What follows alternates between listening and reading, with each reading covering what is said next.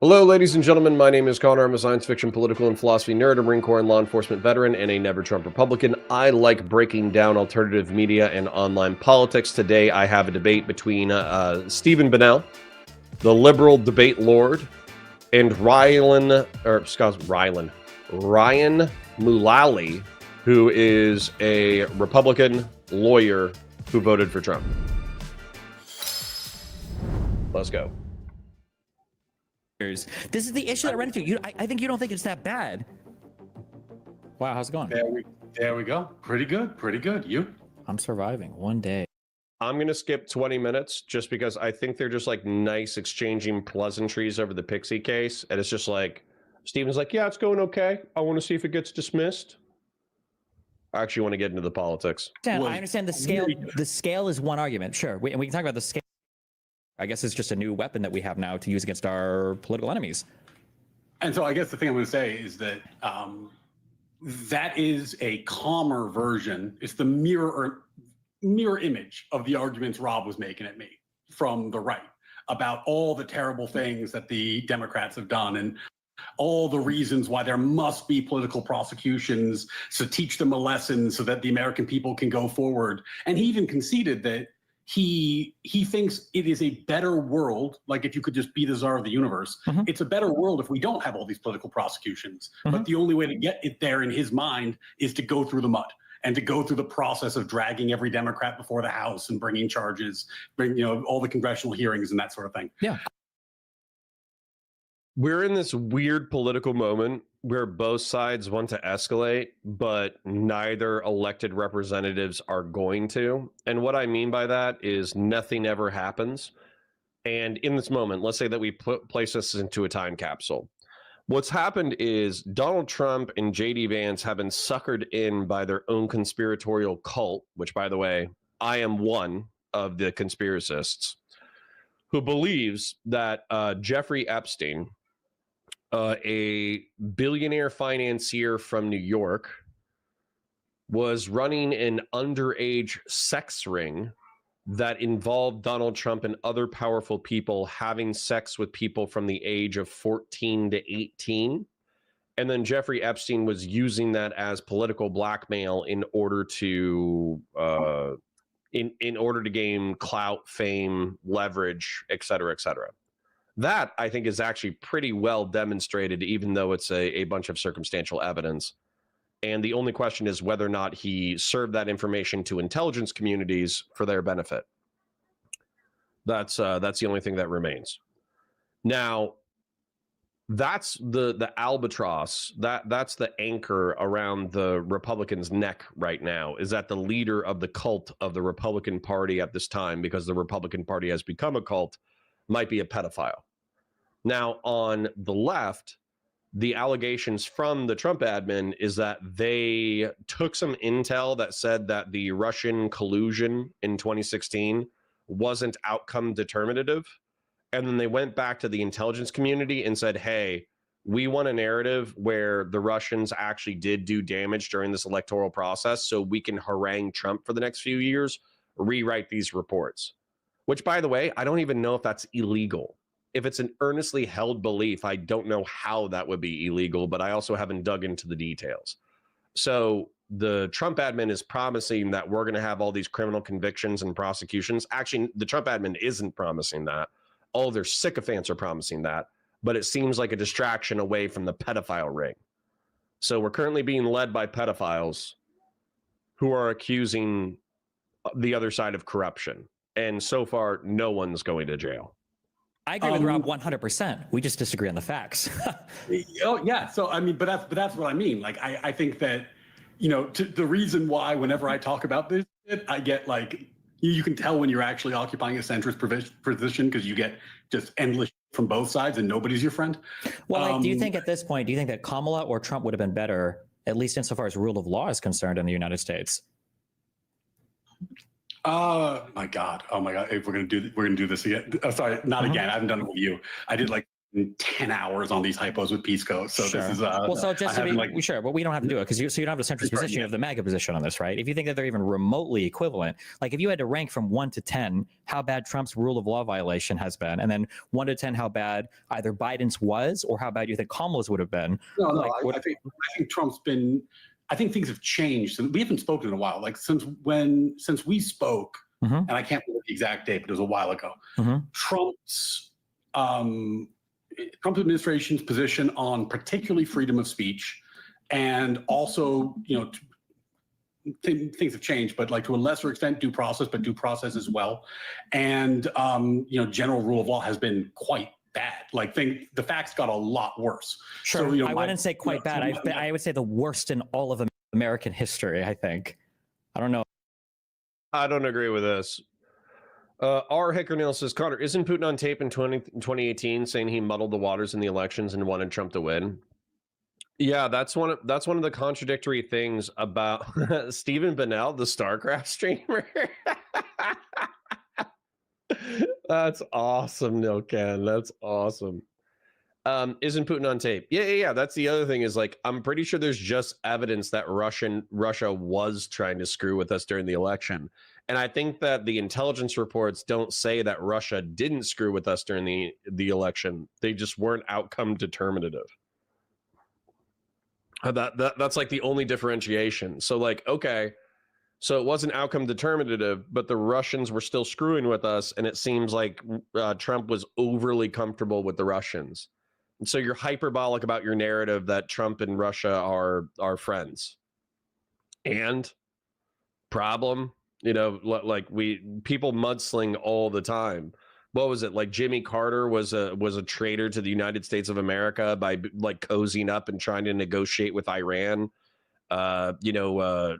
Reagan was credibly accused and actually probably did cozy up to the Sandinistas, or excuse me, the Contras, the Contras in, was it Nicaragua, in order to fight the Sandinistas.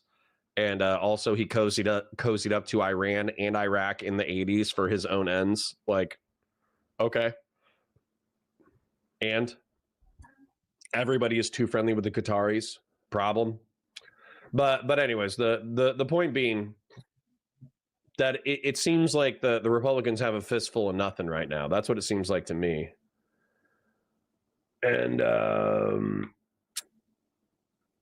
morning, folks. Shelly and gang. Hi, Beef Supreme.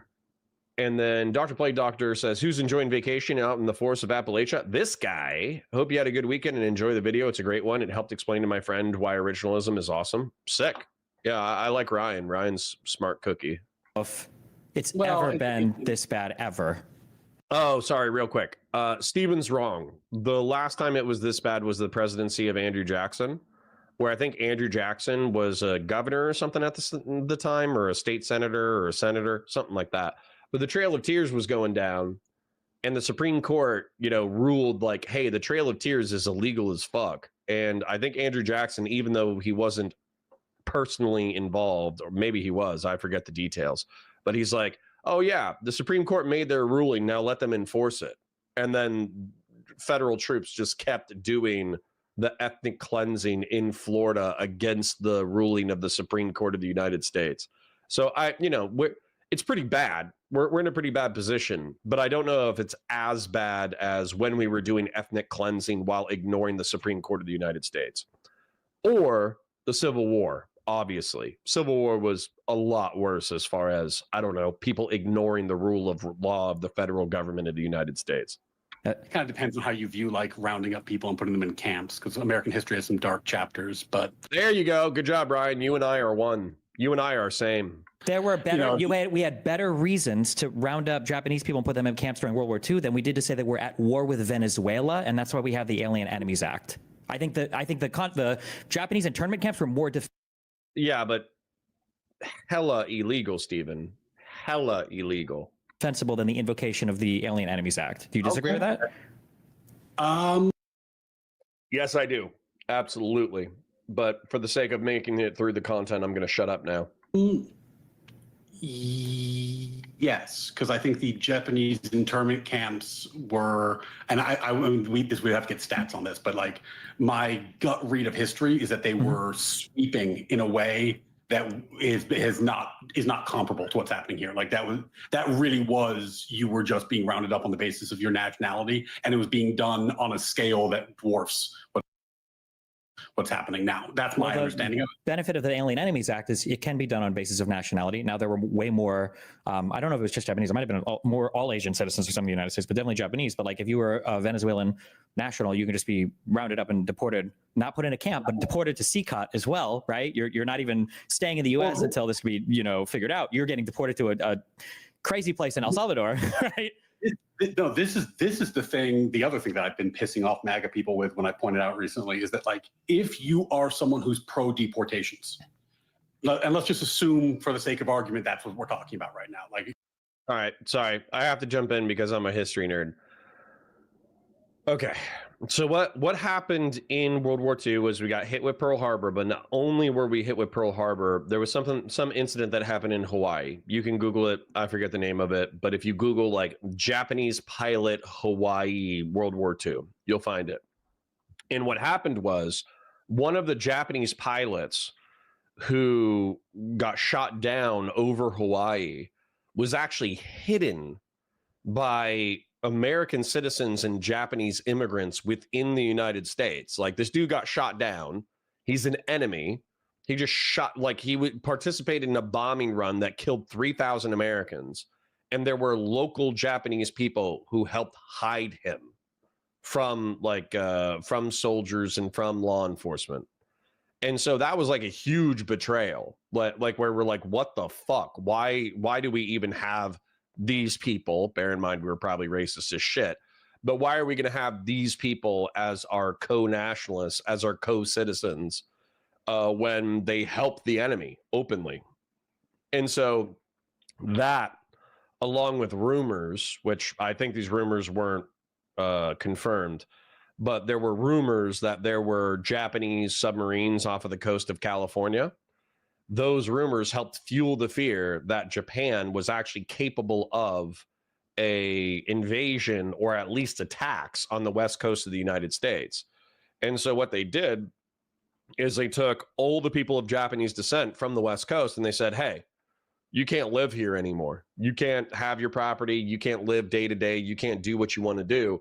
We're actually going to round you up and put you in internment camps. And so we put them in internment camps in the middle of the desert.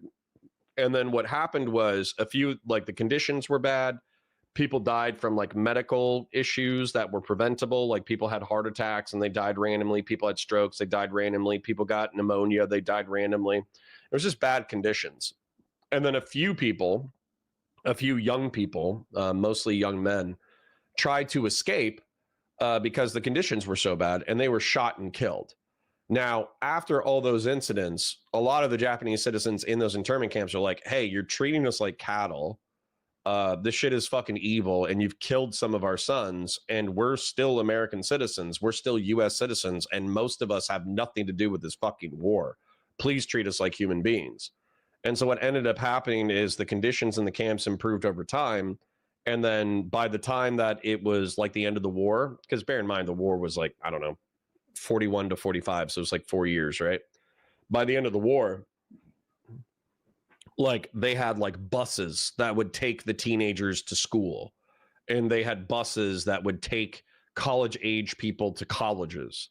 And so it was still an internment camp, but it wasn't like German concentration camp. And I do think it was more sweeping than what we're doing to Venezuelans right now. And I actually think, weirdly enough, it's during the early stages, it's probably comparable conditions to Sukkot. So anyways, there's your historical rant. So we can get past the policy for a second. Let's say that's your goal. This idea that you can deport people into prisons is super bad, is long term. It's super dangerous for even that goal, because the whole legal framework around why you can deport people is that it's not a penalty, so they don't need criminal levels of due process. That's why you can have like a quick hearing and then out you go. If you're sending someone to a camp, or a prison, the Supreme Court is going to demand more due process. And they've been signaling this, that like they have some concerns about the due process aspects of this. So like long term, you're actually going to create the roadblock towards your own policy goal. People want me to point out that it was only 2 Japanese nationals. Somebody says Japanese Americans. Somebody else says they're Japanese nationals. So yeah, so it was just two people were assholes, and that resulted in all West Coast Japanese people getting punished by doing this. Like, sure, that's fine, but just to, and I agree with you on this. But so like there was a better reason to intern Japanese citizens during World War II than there was to deport Venezuelans. Like, we were actually at war with Japan. We're not at war with Venezuela, right? Okay. Sorry for pausing so much. It's my stream, though. So if you don't like me pausing so much and talking so much, you can go fuck yourself. So the thought process behind the Alien Sedition Act with Venezuela is that there are organizations that are so violent and so shitty, like MS-13, like Tren de Agua specifically being a Venezuelan gang that is allegedly in cahoots with the Venezuelan central government. Tren de Agua, so the accusation is that Tren de Agua is hired out as thugs whenever there's too much protesting in the Venezuelan streets. The government actually hires the gangs to run around throwing Molotov cocktails and shooting at the protesters to get them to disperse. So it's like extrajudicial violence against protesters within Venezuela. And then, of course, they're engaged in drug trafficking, human trafficking, executions, assassinations, extortion, all the normal gang shit. And so the argument to invoke the Aliens and Seditions Act is these are such bad hombres that we can have an expedited due process where if somebody is a member of Tren de Agua or a member of MS-13, all we need to do is find them, detain them, and deport them. Now, the problem, as far as I understand, is that we're using this to deport every Venezuelan. We are not confirming that they are members of gangs. We are not confirming that they are members of MS-13. We're just detaining and deporting anybody who has tattoos and is Venezuelan. So that's kind of like the evil shit about it. Agree that we're not at war with Venezuela, they're not invading us. I think that's true. What the point I was making is that Johnny Blaze says, what are your thoughts on COINTELPRO? Andrew Callahan just did this amazing video on Leonard Peltier. I would actually have to watch it to see what the abuses are, but my instinct is to just hate communists. So I don't know if it's... I might be more sympathetic to the counterintelligence agencies than I will be to the citizens having their rights violated, but I would have to know the details. That the number of Japanese citizens who were... I understand the scale was larger, but I mean, ignoring scale, like... And the number of people who were impacted, who had no loyalty to the Japanese Empire. I understand the scale. The scale is one argument, sure. We can talk about the scale, I guess. That would be the only saving grace. But the invocation of the Alien Enemies Act here is completely unhinged. And then the deporting them to a foreign prison, not putting them in camp in the United States until we figure out what we're doing, but deporting them to a prison, I think it's worse. We can argue that the internment camps maybe were worse because of the scale of it, but there we go. Weren't deporting these people into torture camps, and we at least had it was like World War II. It was arguably some kind of existential war for at least Europe. Yeah. I think we're glossing a pretty major detail. And again, this is I haven't looked at this history in a long time, but to my recollection, Japanese citizens, American citizens, were being put into camp on the basis of their ethnicity. So that's a little different than a non-citizen. I think that's more extreme than a non-citizen getting detained and deported.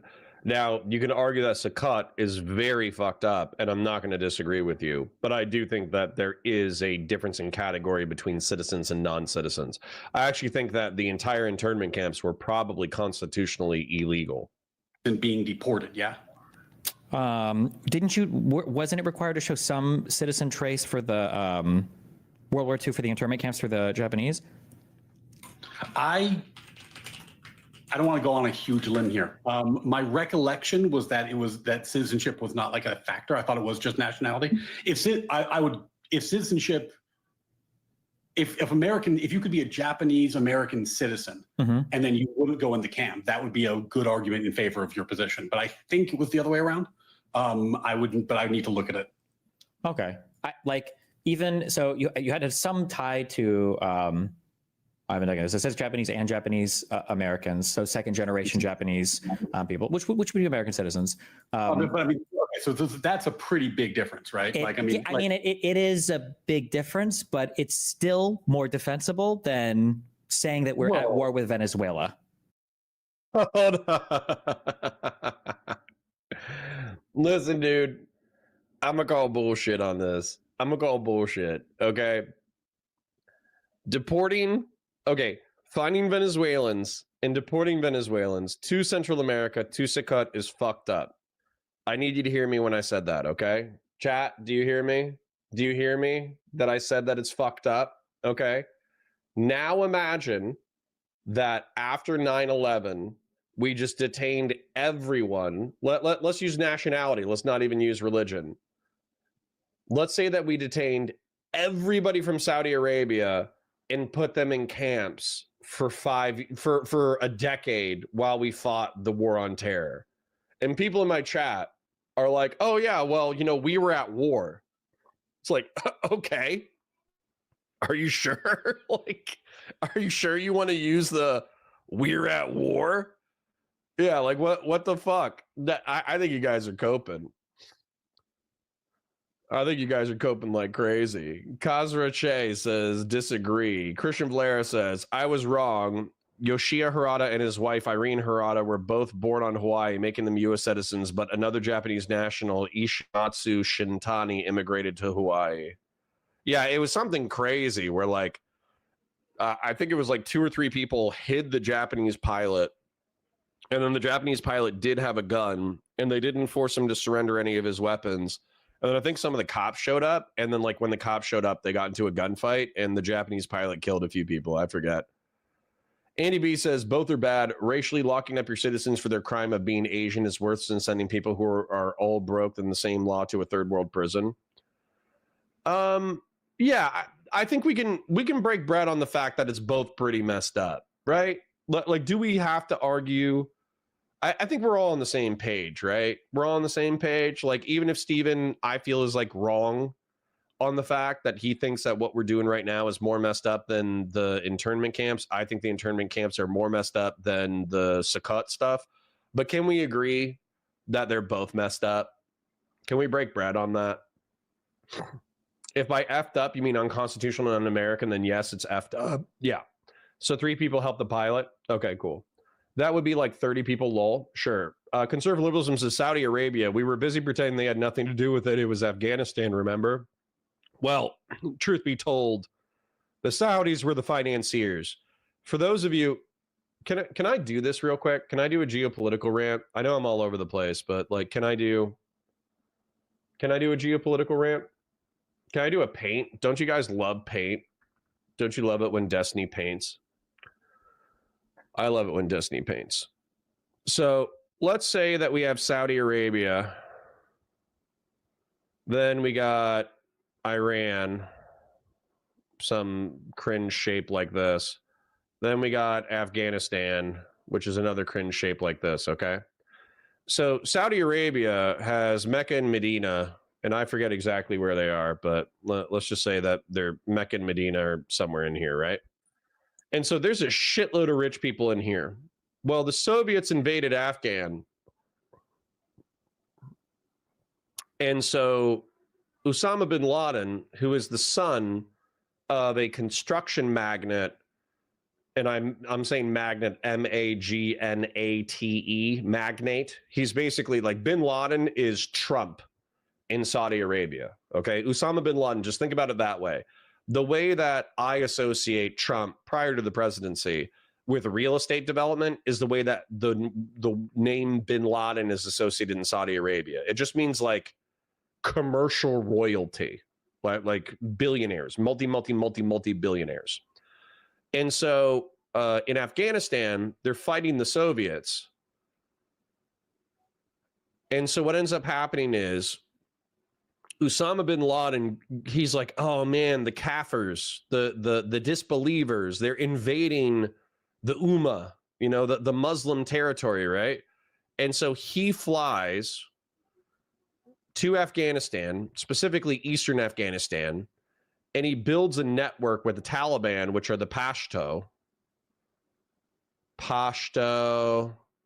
Hazara. These are ethnic groups. Hazara are like ethnic Persians who speak their own language. Pashto are the Taliban. Or actually, Pashto might be the language. Pashtun might be the people. I forget. But then the Northern Alliance is Turk people from Turkmenistan, Tajikistan, and there's another stan in here. But effectively, the Northern Alliance is like 3 ethnic groups. The Pashtun are a dominant southeastern ethnicity, and then the Hazara are a western ethnicity. But Osama bin Laden fights the Soviets over here, and he's running a base of operations out of the Pashtun Taliban-controlled areas, but he still communicates with Saudi Arabia and recruits Saudis to come and fight against the Soviets, but also to give money. And so while a shitload of Saudis are friendly to America because they like selling us oil and they like being billionaires and they want us to protect them from big bad Iran whenever Iran starts saber rattling that they're going to invade. And then this is Iraq, by the way. So Saudi Arabia actually doesn't hate us that bad, but there are members of Saudi society that do resent the American presence. And so they provide money to the Mujahideen that ultimately become Al-Qaeda and then do international terrorist attacks against the United States of America. And so that's why it's this fucking mess. This is why we didn't invade Saudi Arabia, but we did invade Afghanistan, is because Osama bin Laden,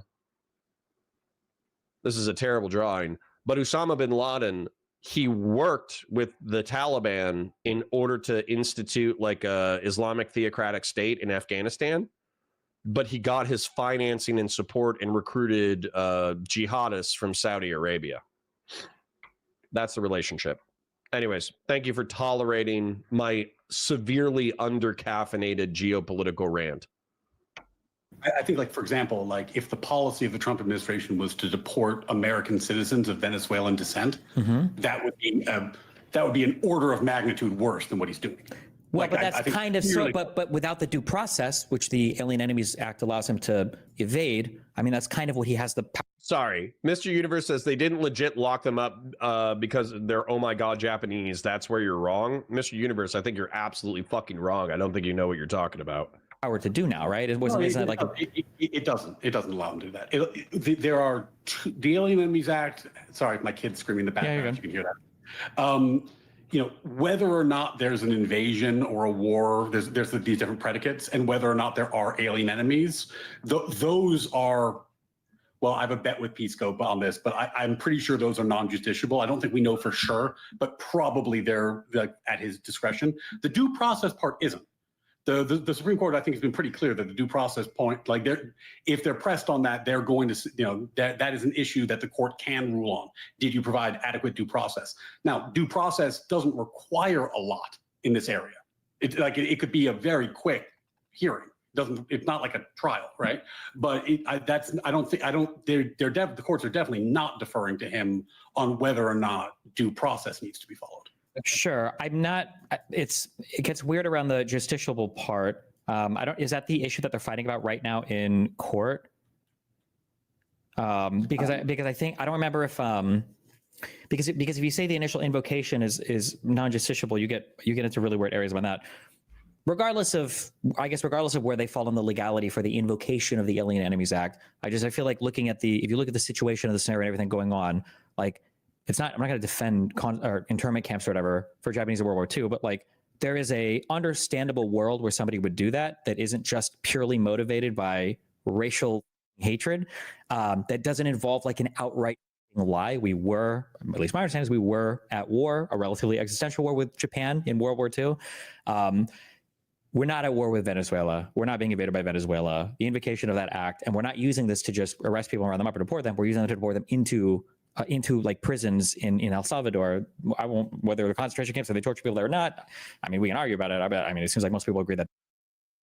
I don't think we need to argue about it, because I think that there's allegations of like physical abuse and sodomy and social isolation and solitary confinement and beatings and stress positions and all that stuff. There's allegations of all of that coming out of Sukkot. So if you want to say that Sukkot is worse in degree, where the people who are deported to Sukkot are treated more poorly than on average the Japanese Americans who were detained, I'll agree with you. But if we're talking about scale, where a shitloads more Japanese citizens were detained and imprisoned, then I think that on a scale, and also the Japanese were US citizens, which is a category difference, then I would say the violence involved in Sukkot is worse. The scale for the Japanese internment is worse. And then the violation of a citizen's due process is worse. And then somebody asked if I had a recommendation for Geopoll. My recommendation is Robert Kaplan. So The Revenge of Geography is fire. Asia's Cauldron book is fire. What is it? Imperial Grunts, Robert Kaplan is fire. I basically read this guy's entire book series, and he has geopolitical analysis. So he's not a geographic determinist. A lot of people would accuse him of being a geographic determinist, where the landscape determines like politics. But I think he actually does stress a decent balance. I would start with The Revenge of Geography, then I would go to Imperial Grunts, and then if you're still enjoying yourself, then I would go to Asia's Cauldron and all that kind of stuff. But the point is that I feel like this is sufficiently geographic determinist, where it says that geography helps influence politics, but it does leave room for individual agency as well. So, yeah. That is the case for Sukkot. That just seems insane to me. And also, like, even if we were to go back and forth on this and slightly disagree, the fact that this argument started because I said, I think that Trump has done with this some of the worst stuff in all of U.S. history. And the argument we're having right now is, well, was it worse than one of the worst things, arguably, that we've done with civil rights in U.S. history, which is... Exactly. I don't think it matters. I think we can both agree that it's bad and move on. The internment of Japanese. Oh, no. We're totally autism broing like a really minor point. Like, just true, kind of for fun. I don't think there's an argument that Trump has been like good on rule of law. He's been terrible. I'm not arguing that he's been good on rule of law. I'm arguing that he's one of the worst in U.S. history. I just say he was terrible. If my superlatives aren't good enough for you, I don't know what to say. But like, okay, well, I only say that because like all the Joe Biden stuff is brought up in the same breath, or like that Kamala would have been worse, or like equivalent, and I don't think it's even remotely the same. So that's why I asked you, like, do you think that Kamala would have been worse for rule of law than Trump? And I don't know in what world we're even remotely equivalent here if we agree that Trump is doing some of the worst stuff ever. Like, what do we think Kamala or Biden would have done that would have been remotely similar? But I don't. True. Monty Spot 69 says Connor fucking points, bruh. Love you too, brother. I mean, we got into this on the subject of like, how does this play out, right? Mm-hmm. Like, what happens when these investigations become the norm? When we start hearing, we start every presidency, the next guy gets into office, orders the DOJ to investigate his predecessor, investigate his family. You get Trump posting on Truth Social to investigate Obama now. Like, in that world, I think, we're really, really degrading the rule of law. I think we agree on that, right? It's a very bad world to be in, and I would like to get out of that world. Now, you and Rob Noah apparently agree on the only way out is through. I'd like there to be some other option. Like, maybe people are like, at some point, this is his last term. We say, okay, we're done with him. Can we find some other norm going forward that's not going to be so bat crazy? Because this, I don't think, is going to work. I think this is really destructive. If people who grew up in this grew up and said, yeah, American criminal law is kind of bullshit. the federal government just investigates people politically, I wouldn't be mad about them saying that. I'd say, oh, we can do so much better, but like, holy, like it does seem like that is what we do now. And that's a shitty place to be. And I am very interested in getting out of this mess. Maybe this is, in your mind, the best way through. I don't know. Well, I guess the thing is that like we have to agree on some factual reality to escape it. And if we think that both parties have been even remotely similar, like that's just never going to happen. Like this is the end. I would argue that Trump's lawfare in his first term was already. Hey, Zero Fucks, good to see you. I like Ryan. Yeah, so far he hasn't said anything crazy in my book. Some people were telling me that I mislabeled this. Well, I guess I just did Destiny versus Lawyer, so I didn't specify that he was MAGA. I might have introduced him as a MAGA lawyer, but I think that's because he no longer identifies as a Democrat. I think he might have actually said that he voted Democrat for 20 years before switching parties or becoming independent. So I'd have to talk to Ryan about where he's at these days. But Zero Fucks, good to see you. Grossly unacceptable. I would argue that Biden in his second term, despite trying to be the come together and be the president for all Americans man, still gets lambasted as being about as bad as Trump. And now that we're in Trump's second term, I would argue that we've seen the worst that we have seen in all of U.S. history in several different ways. And now we're like. You would have to articulate worst in history. Again, I would cite like Andrew Jackson, Japanese internment, Civil War, et cetera, et cetera. I think there's worse moments in history, but I would say it's like top 5, top 10 for sure. Like after this, like, okay, well, hopefully after this, things can go back to normal. Like as a Democrat, and at this point, I would vote for the unhinged. I'm going to be honest, this is very personal, okay? I actually came 15 times last night when I saw that tweet that Gavin Newsom was going to gerrymander the out of every conservative out of California. I actually sat in my bathroom and I jerked for 15 orgasms when I saw that. So I was so happy that there is somebody in this country that wants to put Republicans on the same playing field. The fact that we had Yeah, I don't think that's good. That being said, I would view it as I would actually view Gavin Newsom gerrymandering. For those of you who don't know, okay, gerrymandering districts is a way to draw maps in order to screw people over. That's what you do. So let's say Mandarin map. So let's say that there's a black neighborhood, okay? And let's say that it fits, across three different areas. Let's say 18, 20, and 26 are the gerrymandered districts, okay? So the way that you would screw over this black neighborhood that's disproportionately going to vote Democrat is you would divide them. If they were all in one district, let's say they were all in District 18, they would flip 18 blue. And so blue would be basically the Democrats would get a seat.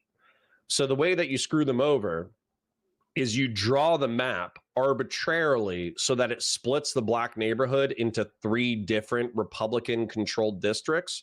So instead of getting 1 Democrat seat, you get 3 Republican seats, right? That's like the vibe of gerrymandering as far as I understand. So what's going on right now is Texas is arguing to gerrymander the map to the point that there are I think no Democratic districts. It's actually crazy. Texas gerrymandering. It's supposed to be so bad. Yeah. They're going to leave 1, 2, 3, 4, 5. They're going to leave 5 gerrymandered districts. Whereas before, there's 10, 15 somewhere in there. And Texas is a red state. So so what California is arguing is oh, we're going to do the same thing, because if you're going to eliminate half a dozen Democratic representative seats, then we'll just do that to Republicans. And so that's what Stephen is talking about, where it's well, tit for tat. The normal tit for tat is just let Republicans do crazy gerrymandering and just the Democrats be like, oh, well, that's bad. That's bad, but we're not going to do anything. We're not going to do anything because that's bad. And then Stephen is saying that he's I'm not even going to repeat his vulgar statement, but he's saying that he is enthusiastic. He's very enthusiastic about the fact that Gavin Newsom is doing turnabout is fair play. Zero Fucks says, my first contact with Ryan was actually on your stream. That's dope. Monty Spa says, apparently the lawyer guy is going to debate Econoboy as well. Excellent. Good morning, Valor Media Network. Good morning to you, the neutral web optimist man. Mr. Universe says, when Biden was one of the best based, just simply fact that he got stuff done. Yeah, cool. SB says, oh, hey, it's the guy who totally isn't a Trump supporter. Which one, Ryan or me? Yeah, I'm obviously not. Brad Zero says, what side are you on, Chad Centrist or Gnome? I need to see more. Probably Chad Centrist so far, I'm not going to lie. But anyways, let's continue. Quick shill time. Like the stream, share it with your friends, comment and chat. Lots of funny, interesting people having a good time in there. Super chats if you got them, memberships if you got them. Parasocially love you for being here. Let's continue. The Gore with Bush and that election tossed. The fact that we had a lost Supreme Court pick under Obama, and then that is whatever. And then the insanity that was, there were two different special counsels under Biden investigating him and his son at the same time, where when Trump came in office to kill. This is cope to me. Sorry, I have to interrupt. I know I literally said I needed to get through the content, but this is cope to me. Yeah, I know my chat isn't going to agree with me on this. My standard would be Hunter Biden should be investigated for trading influence. So should Jared Kushner. So should Hillary Clinton. You shouldn't be able to get a position of public office and then take millions, if not tens of millions of dollars from overseas. Jared Kushner got billions with a B. He's running a $2 billion Saudi investment fund. You shouldn't be allowed to do that as a federal official. I don't give a fuck. I don't give a fuck if it's legal. I don't give a fuck about any of your arguments about, oh, well, you know, Jared Kushner did this, so Hunter Biden should be able to do this. I'm just going to summarize the entire argument and say, fuck you. Don't sweep for corruption. Boom. There you go. Investigation on him and his people around him, and then pardon all of them after their convictions. To have another term of Trump where we've seen, we walk through any number of these insanity, and then it's like, wow, I hope the Democrats take us back to normalcy. I'm like, nah, I hope that at least like the methods of whatever capital punishment are at least fun to watch on TV. Like, I don't understand why anybody who's a quote unquote centrist or Republican would ever expect any Democrat to come back and be like, okay, well, let's play by the rules now. Because I wouldn't expect any Republicans to. Why would I have any reason to? They haven't paid any consequences. None of them have suffered at all for any of the insanity over the past like 25 years. Like most of the Republicans still think the 2020 election was stolen. Like how do you come back in that world? Well, I mean, they're not going to suffer, right? Like, I mean, that's what I mean. Like, he's going to pardon everybody. So you're not going to get any of these people in an investigation. Like, it's just not going to happen. But, and I think that, and this plays a little bit into your like Hutch, Peace Go, Econoboy thing. Shout out, I'm going to be debating Econoboy on whether socialism is immoral next week. Our schedules don't line up, so I'm trying to find the time, but we'll do that. That should be fun. McDevin says, Connor, it'd be nice to see you do a deep dive on how the Republican Party has changed. Yeah, here's the thing, McDevin. I don't know if the Republican Party was ever what I thought it was. Okay. I don't know if they were ever what I thought it was, because let me tell you this. So in the 1980s, there was this propaganda about how the welfare state was restraining the American economy and dragging us down, and welfare queens were abusing the system and all that kind of stuff. And I'm sure that's true to some degree. But I think that statistically, it probably didn't bear out that this was like the national emergency the way that it was portrayed. And Reagan used that as a pretext with which to absolutely take a fire axe to the social safety net, to the degree that now that we just have like endless homeless people, endless drug consumption, and like all of the public spaces in any downtown metropolitan area are effectively, in my opinion, they're bars where young people go to drink and be fancy and wear nice clothes. And then immediately within a block or two, there's just like drug addict encampments where people who are perpetually addicted to heroin and methamphetamine and all that kind of stuff, they just live in tents and do hard drugs. And so every downtown area has become a blight schizophrenia, madness, and hard drug consumption. And I do blame like the shutdown of public hospitals on that. And so, but then after that, the narrative was like, okay, well, we're the fiscal conservatives. We're the people who care about the budget. And it's like, okay, we cared about the budget, but Bill Clinton was the one who actually balanced it. And then we ran up the deficit during the war on terror and didn't seem to give two shits about the national debt, to the point that the national debt now, it's like, it's not even a conversation of whether or not we're paying it back. We're not paying it back. We're just running up the tab and then hoping that the house of cards never falls down. That's national debt now. And then social conservatism, I think, could be a thing amongst Republican voters, where Republican voters want you to be monogamous and heterosexual and take care of your kids and take care of your community. But how can you say that with a straight face when the head of a party is an accused fucking ephebophile, right? The head of the party, the leader of the Trump cult, is Trump. And Trump during the 80s and 90s is credibly accused of hanging out with Jeffrey Epstein.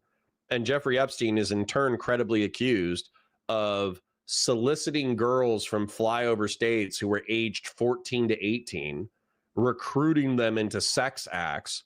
And then Donald Trump and all of his rich buddies were banging fucking 14-year-olds throughout the 1980s and 1990s, and maybe as recent as the thousands. How the fuck can that be a part of a social conservative movement? And so for me, this isn't window dressing. This is the way that I was raised. But the Republican Party has totally hollowed out any of the values that my parents told me about when I was a fucking kid. And what's funny is people still cope about fiscal conservatism in reference to Republicans. People still cope about social conservatism when it comes to Republicans. People still cope about Reaganite militarism when it comes to Republicans. And yet it seems like we've abandoned all of the principles. So I don't know, man. I don't know how to explain it. It's like Hannibal Lecter. Yeah. Have you guys ever seen the Office episode where Dwight is doing a CPR class and he like stabs the dummy in order to recover its vital organs, and then skins its face, and then starts wearing the face, walking around, and he's like, "Hello, Clarice," and then he like licks the air. That's what I feel like Donald Trump did to the Republican Party. It's actually horrifying. But when I look at the political landscape, and you can tell me if you disagree, I think Trump's superpower, after all this time, and there's a few things he's very good at politically, but his true superpower is that he found a way to get the unhinged portion of the right to vote, and to vote for him. Like the QAnon crowd. Like, I mean, these are not people who were voting previously, right? They are. LB says Hunter Biden was investigated to death under both Trump 1.0 and Biden's DOJ. Yeah, and then he ended up with 3 felonies, 6 misdemeanors, 1 felony gun charge. And then they missed out on 3 or 4 felonies from the 2014-2015 tax year that they didn't charge him with. And then he got pardoned. So, yeah. Yeah, you fucking pussies. You guys are such sweepers. Listen, I get that I have a large DGG crossover, and Rises has donated before, so I'm not going to be too mean. But you're like, wait, Connor, the Bidens have been investigated already, been investigated back and forth for 5 years plus. Yeah, and then they got finally hit with felonies and misdemeanors, and then they got pardoned. And your point? Rises, you just don't like the result. Yeah, you're right. I don't like that somebody was charged with felonies and misdemeanors related to tax evasion and corruption, and then they got pardoned. Yeah, you're right. I don't like that. Yeah. I'm saying Jared Kushner should also be investigated, even though I think he's a smart guy. Smart and nice guy, by the way. I think Jared Kushner should be investigated. I think the Clintons should be investigated 100%. What are you talking about? You guys are crazy. You guys are crazy. You're like, well, my guy is uwu and cutesy and your guy is cringe. I hate that.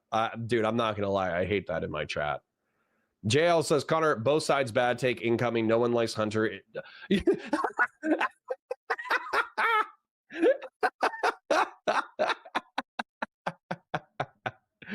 Connor, both side bad take. No one likes Hunter. It's an old straw man to avoid the chief crook Trump. To compare crackhead Biden to Trump is your cope. JL, you're saying that while LB and Rises are saying like, oh, Hunter's just a cutesy boy. He's uwu. Hunter Biden is kawaii. No, don't investigate my cute kawaii uwu fucking Hunter Biden, bro. You can't, dude, you can't have people telling me that like, no, we don't care about Hunter, throw him under the bus. And then literally 3 chats beforehand is Hunter Biden is my sweet little cuddle boy. You leave him alone. Oh, you guys are crazy. Don't gaslight me. Don't gaslight me. The mirror image of the crazy tanky socialists on the left-hand side, of the spectrum, who True. Get him, Ryan. Get him. never vote Democrat. And he found a way to mobilize them. Monty Spa says, wasn't that welfare clean meme largely based off of one insane black chick? Yeah, and she like defrauded her state of like a few $100,000. It was driving a Cadillac and had a chinchilla, coat and all that kind of shit. Yeah, like they based it off this one chick who abused the fuck out of the system, and they used that as nationwide propaganda for like 2 years. As long as that vote's in play, unhinged behavior is going to get rewarded. I don't know what else to say, because like that vote likes some unhinged. Just like, honestly, like if, Hassan's crowd voted, they'd love some unhinged too. Like that's just who these people are. If that crowd stops voting, like they used to not vote when Trump's no longer in the picture, like they didn't really vote when he wasn't on the ballot, like in midterms. True. That might be a path to normalcy, because I think the new thing in American politics is that they're voting. I don't think that ever happened before. So yeah, that's actually, it's a weird thing where like young men crazy voted in the previous election, but I don't think they're going anywhere. I think they're going to be politically active no matter what. issue is that the unhinged portion of the right that's voting for Trump is basically 95% of the Republican Party.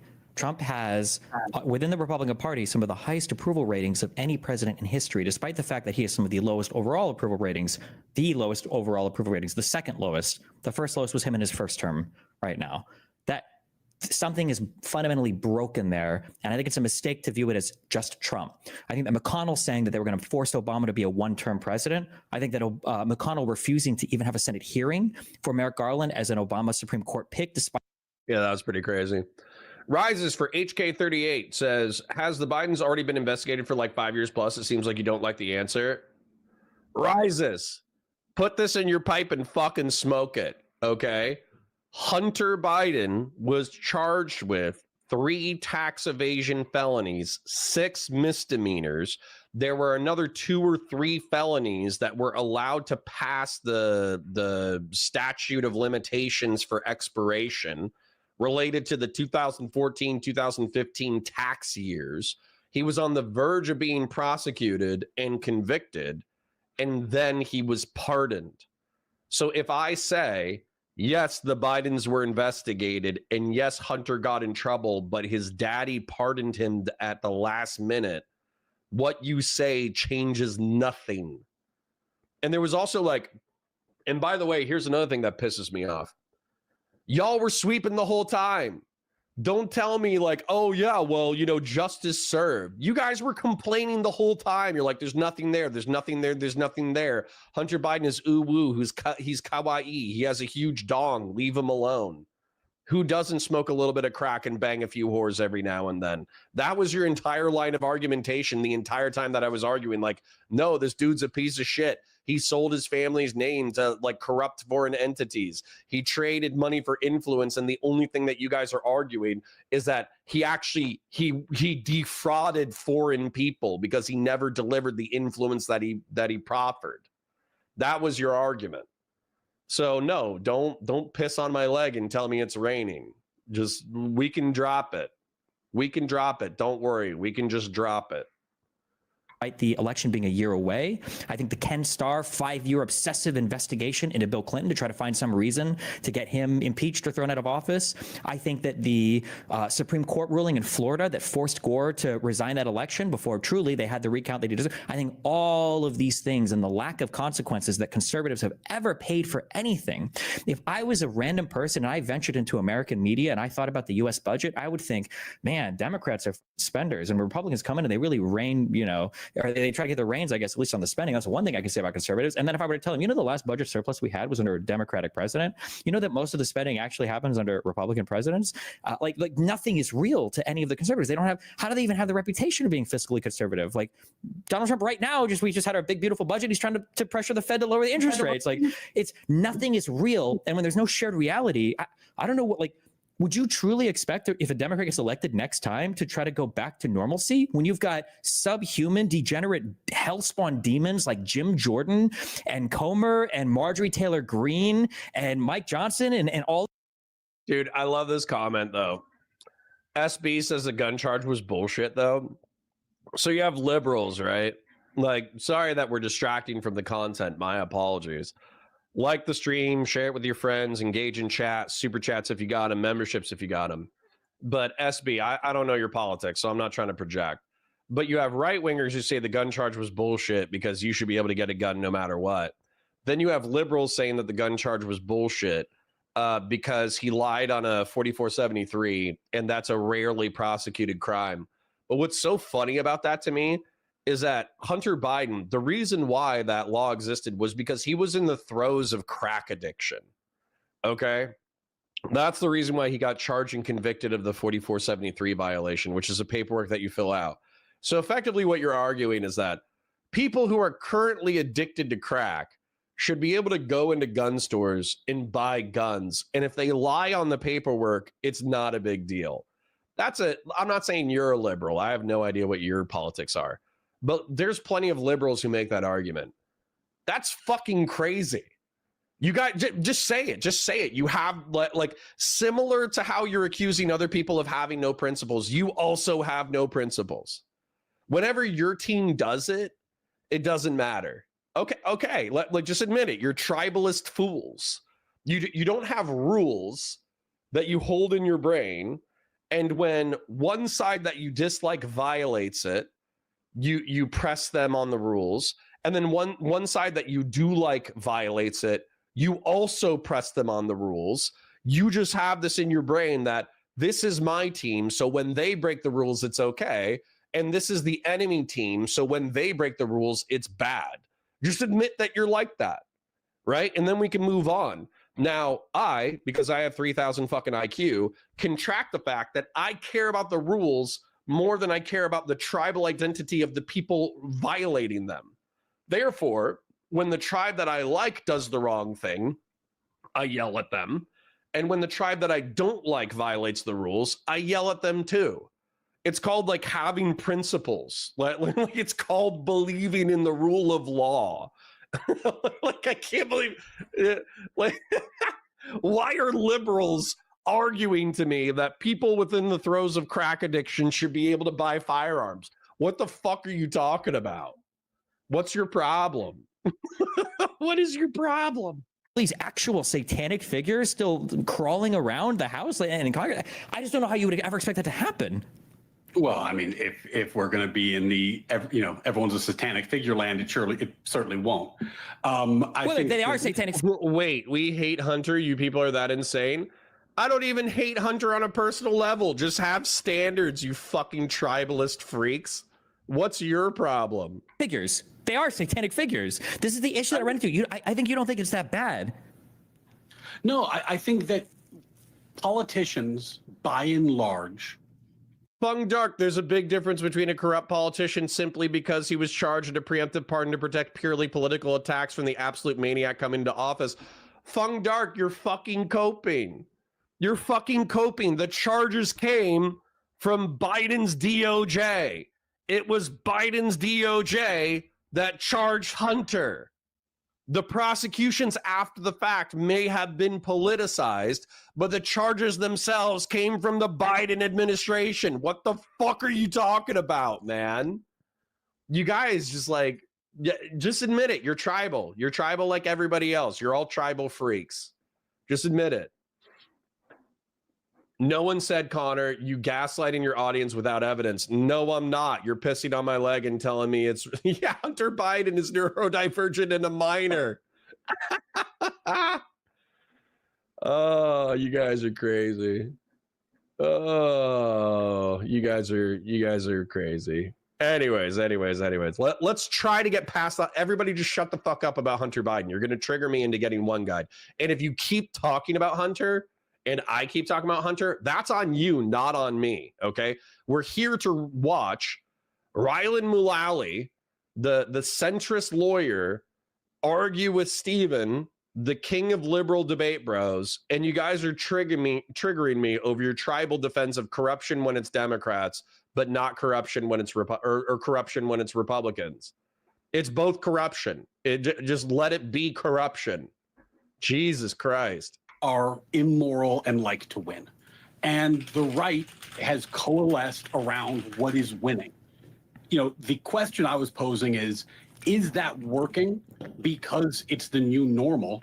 And if it is the new normal, by the way, then you're probably right about all the stuff you've been saying.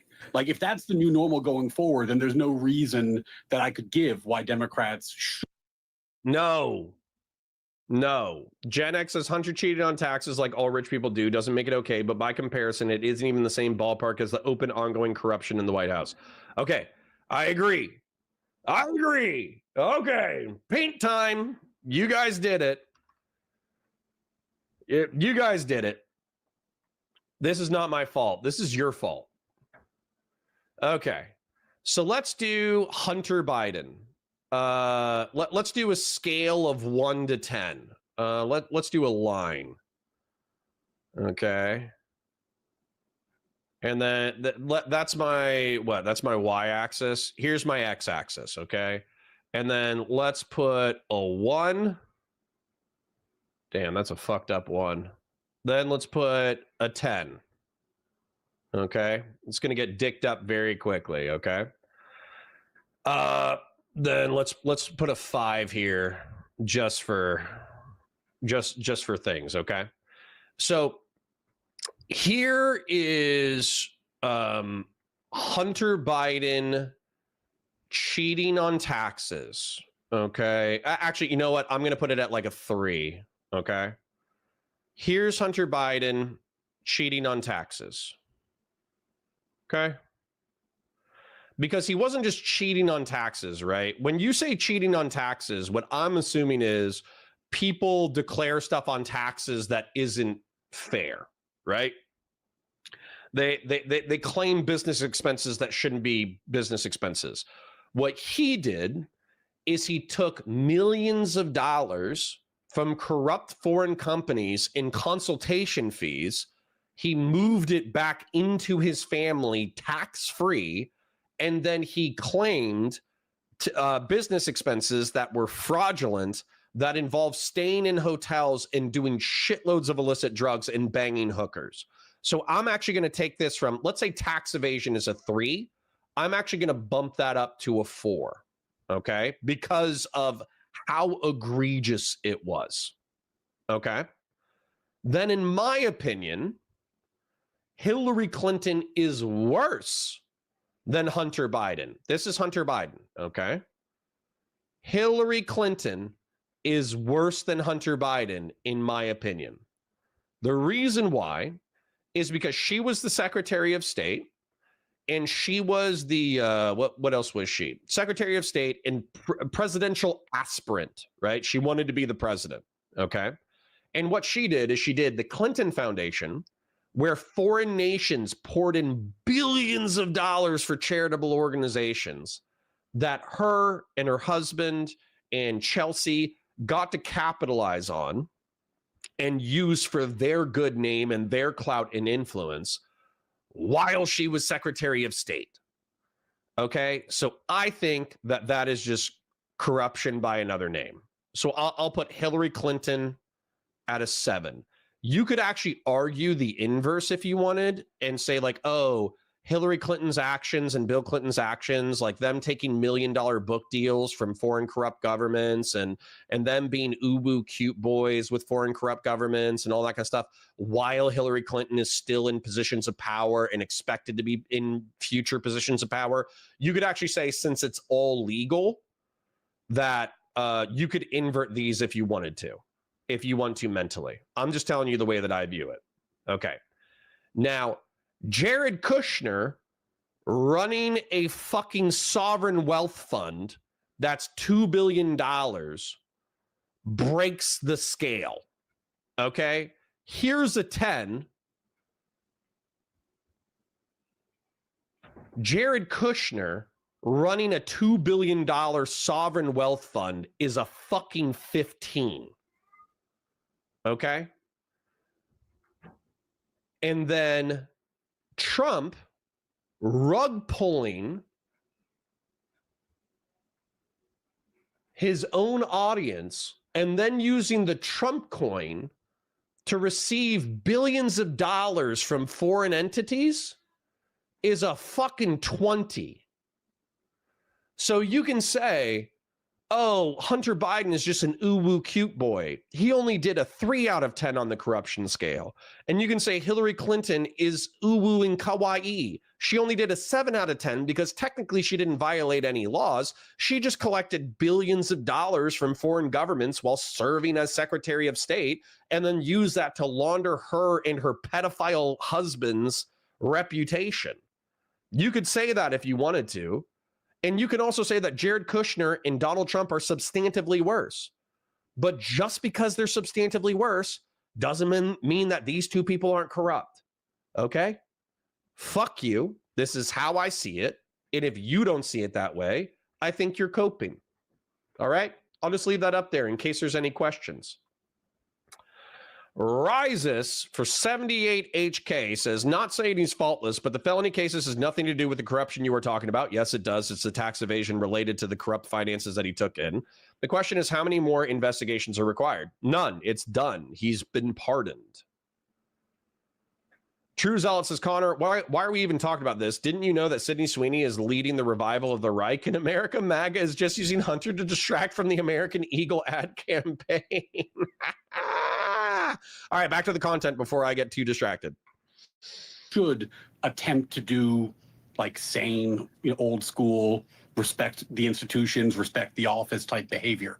But if that stuff starts fading when Trump is no longer there to, galvanize the base, then there would be a way forward. And so I'm maybe overly optimistic, but I'm fingers crossing that that's what it is, because if we go down the road you're suggesting, I think things are going to get a lot worse before they get better. And I'm hoping that there's some way that we can avoid that. We're already way down that road. That's the issue. Like, if I think of just... LB says he paid his taxes off and was found guilty. He was prosecuted. Connor, get over it. No, he didn't pay his taxes off.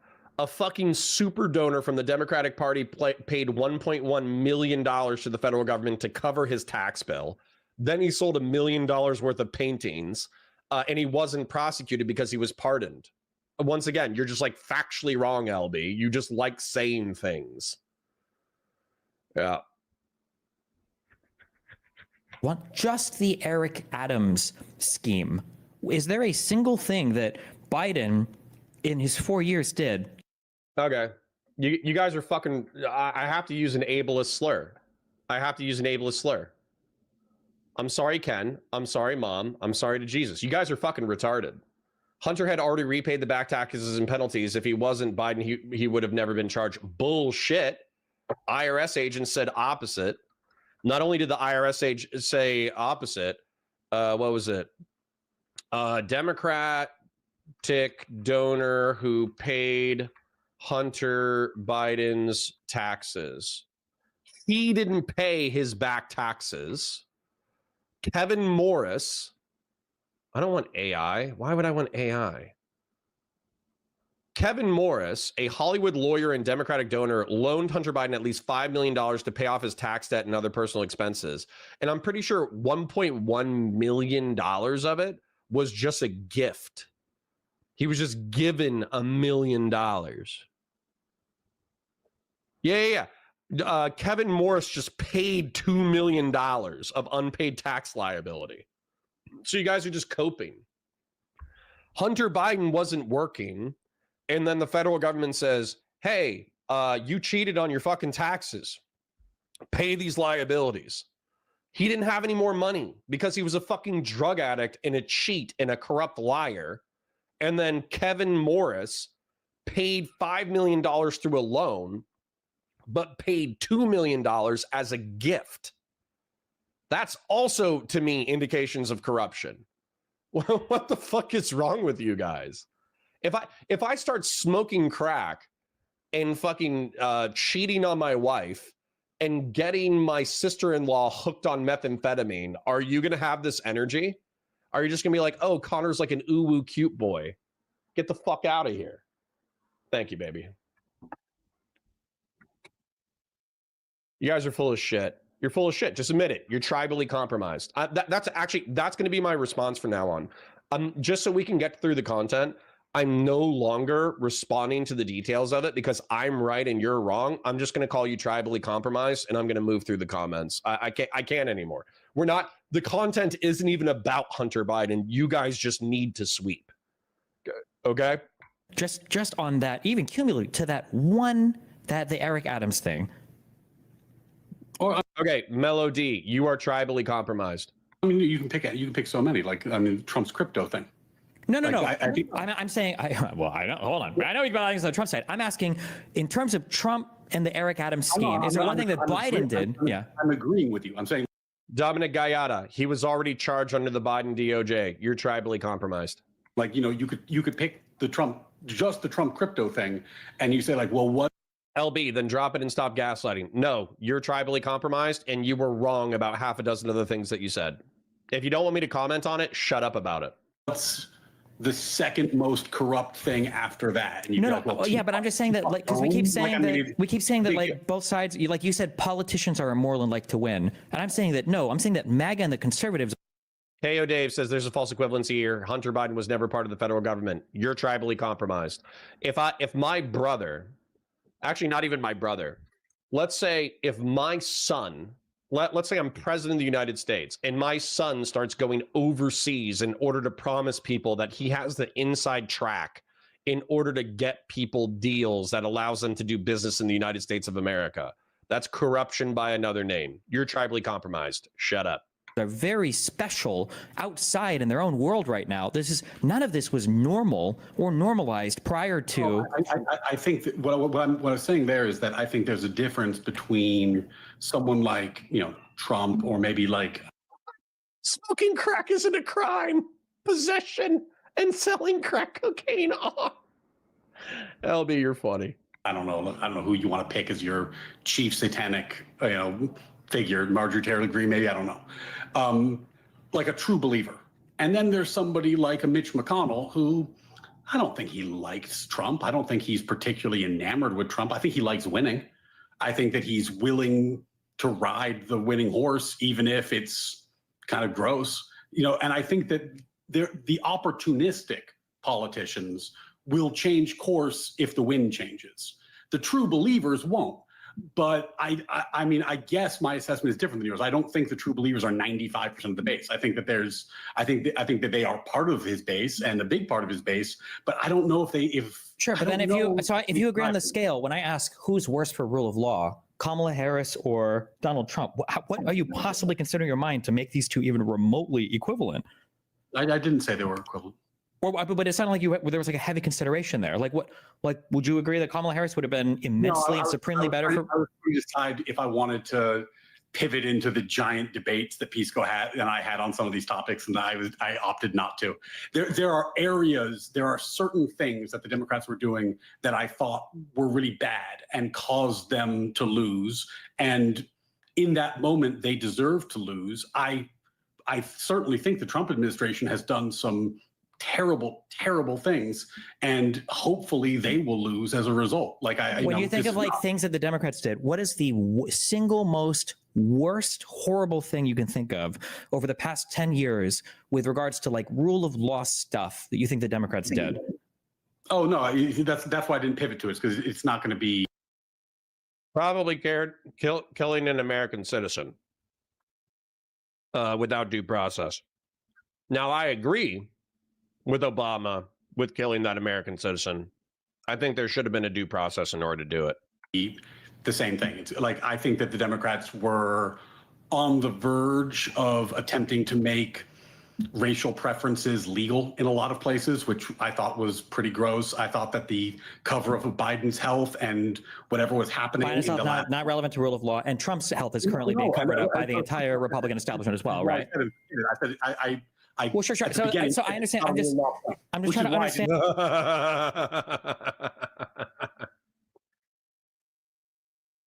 Melody, I love you. You've been here for a while. But please show me how sane Hunter... This is so fucking funny. Connor sweeping for Republicans is pretty crazy. Nowhere was anything swept.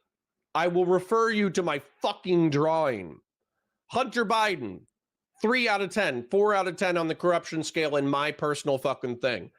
Hillary Rodham Clinton with the fucking working in the State Department while running a charitable organization that collected billions of dollars that allowed them to sanitize their reputation, while Bill Clinton was fucking engaging in ephebophilia and pedophilia with Jeffrey Epstein.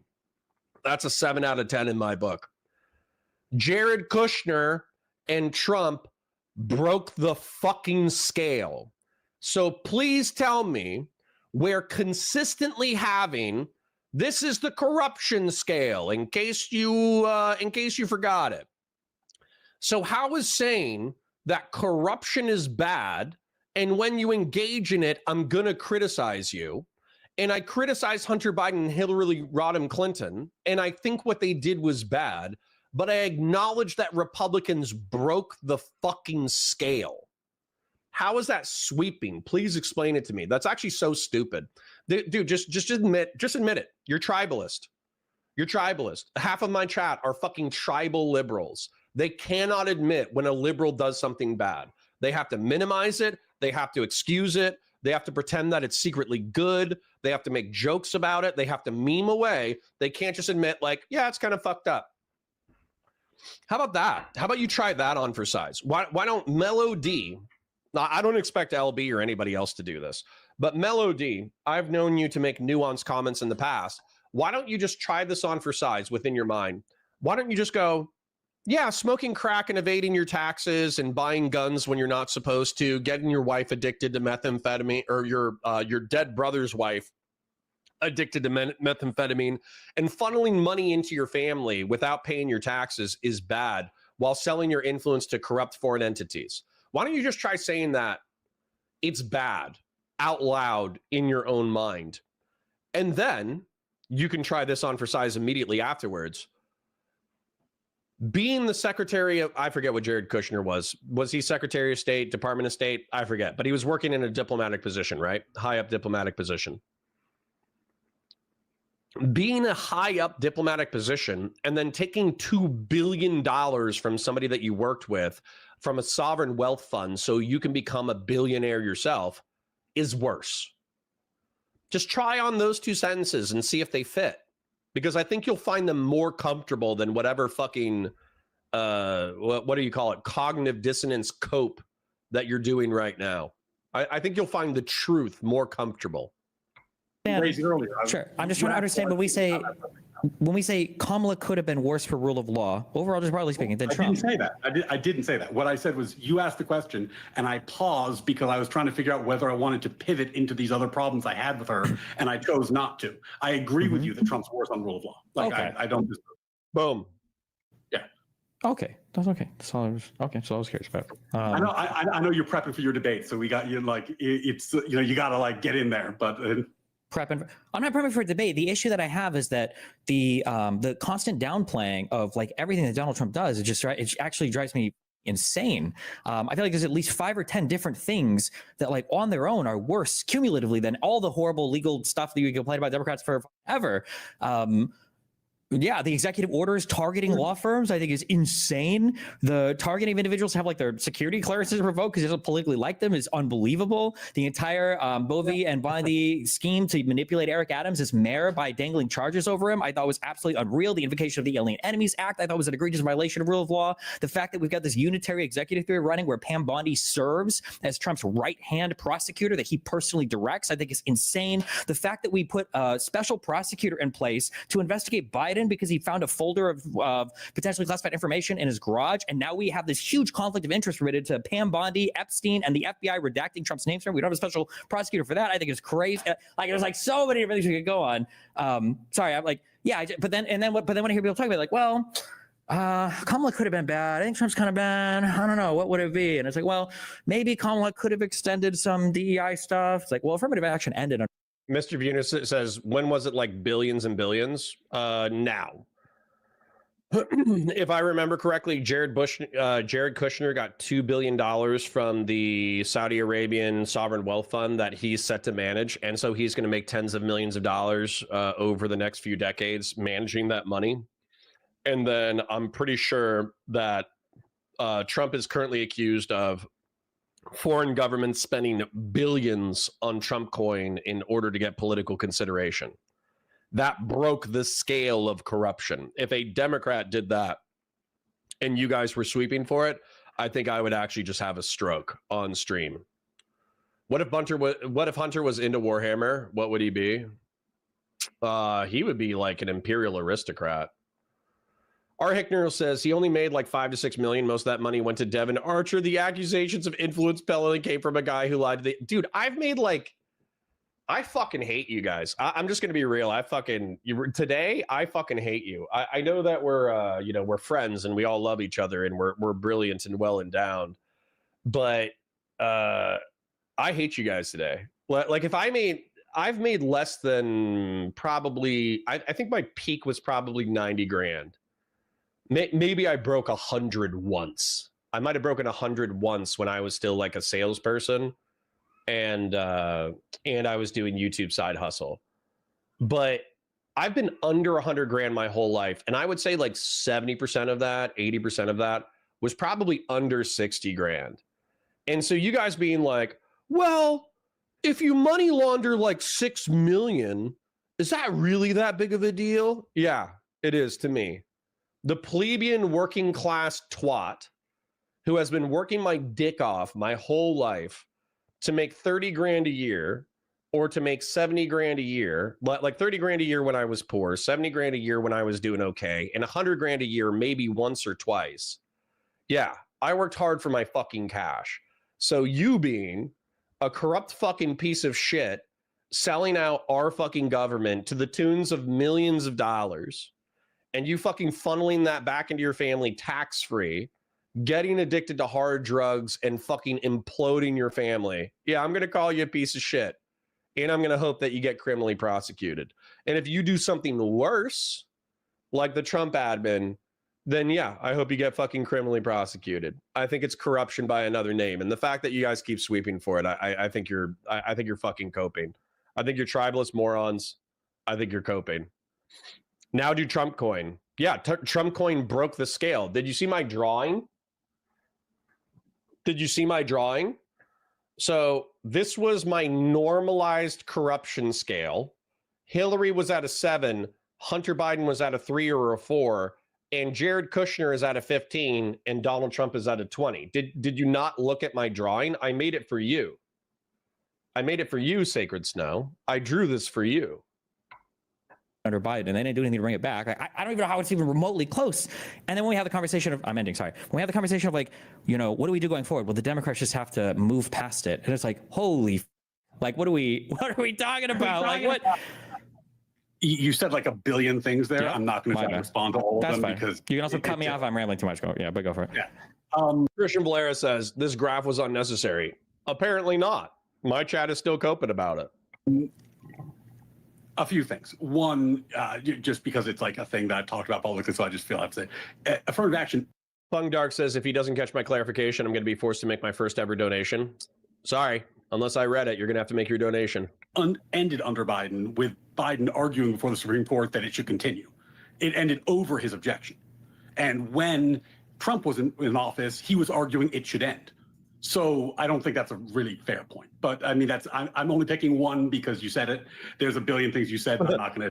He paid his back taxes, though. I already addressed you. Keep up. Sure. Well, but that's following rule of law. It ended. Obviously, their solicitors is going to fight it for it, but it ended, and they lost, and they moved on, right? Yeah. But in fairness, when you like, one of the questions that I think is very interesting to ask is, I agree with you about so much about the stuff that Trump does that's bad. So much. Just say it. Just say it, bro. You just said it, but with different words. If the difference in badness is that wide, it's not even worth bringing up Hunter or Hillary. It's like complaining about killing 2 killings, but also bringing up stealing from a 7-Eleven. Yeah, Melody, you're tribalist. You're tribalist and you're coping. Guess what? Murder is wrong. So is theft. I still want shoplifters to be prosecuted because I'm a Republican. Back when the word Republican meant something, Republican means rule of law, okay? It means representative democracy and rule of law, okay? So if a shoplifter steals a candy bar, I want them to be probably written a ticket, let's be real, but I still want them to be punished, okay? If somebody steals, if somebody does strong-armed robbery, I want them to be incarcerated because of the violence of the crime. If somebody does a Bernie Madoff style pyramid scheme where they defraud thousands of people out of billions of dollars, then I want them to be incarcerated for decades. And if my government is corrupt, then I want those people to be prosecuted. Melody says, if you said the degree, so this is like, yeah, this is actually what you said, which is so crazy. It's like, Hillary Clinton committed a murder. Did you know that there's a genocide in Gaza going on right now? That's what you just did in my chat. That's what you just did in my chat. Hillary Clinton committing a murder.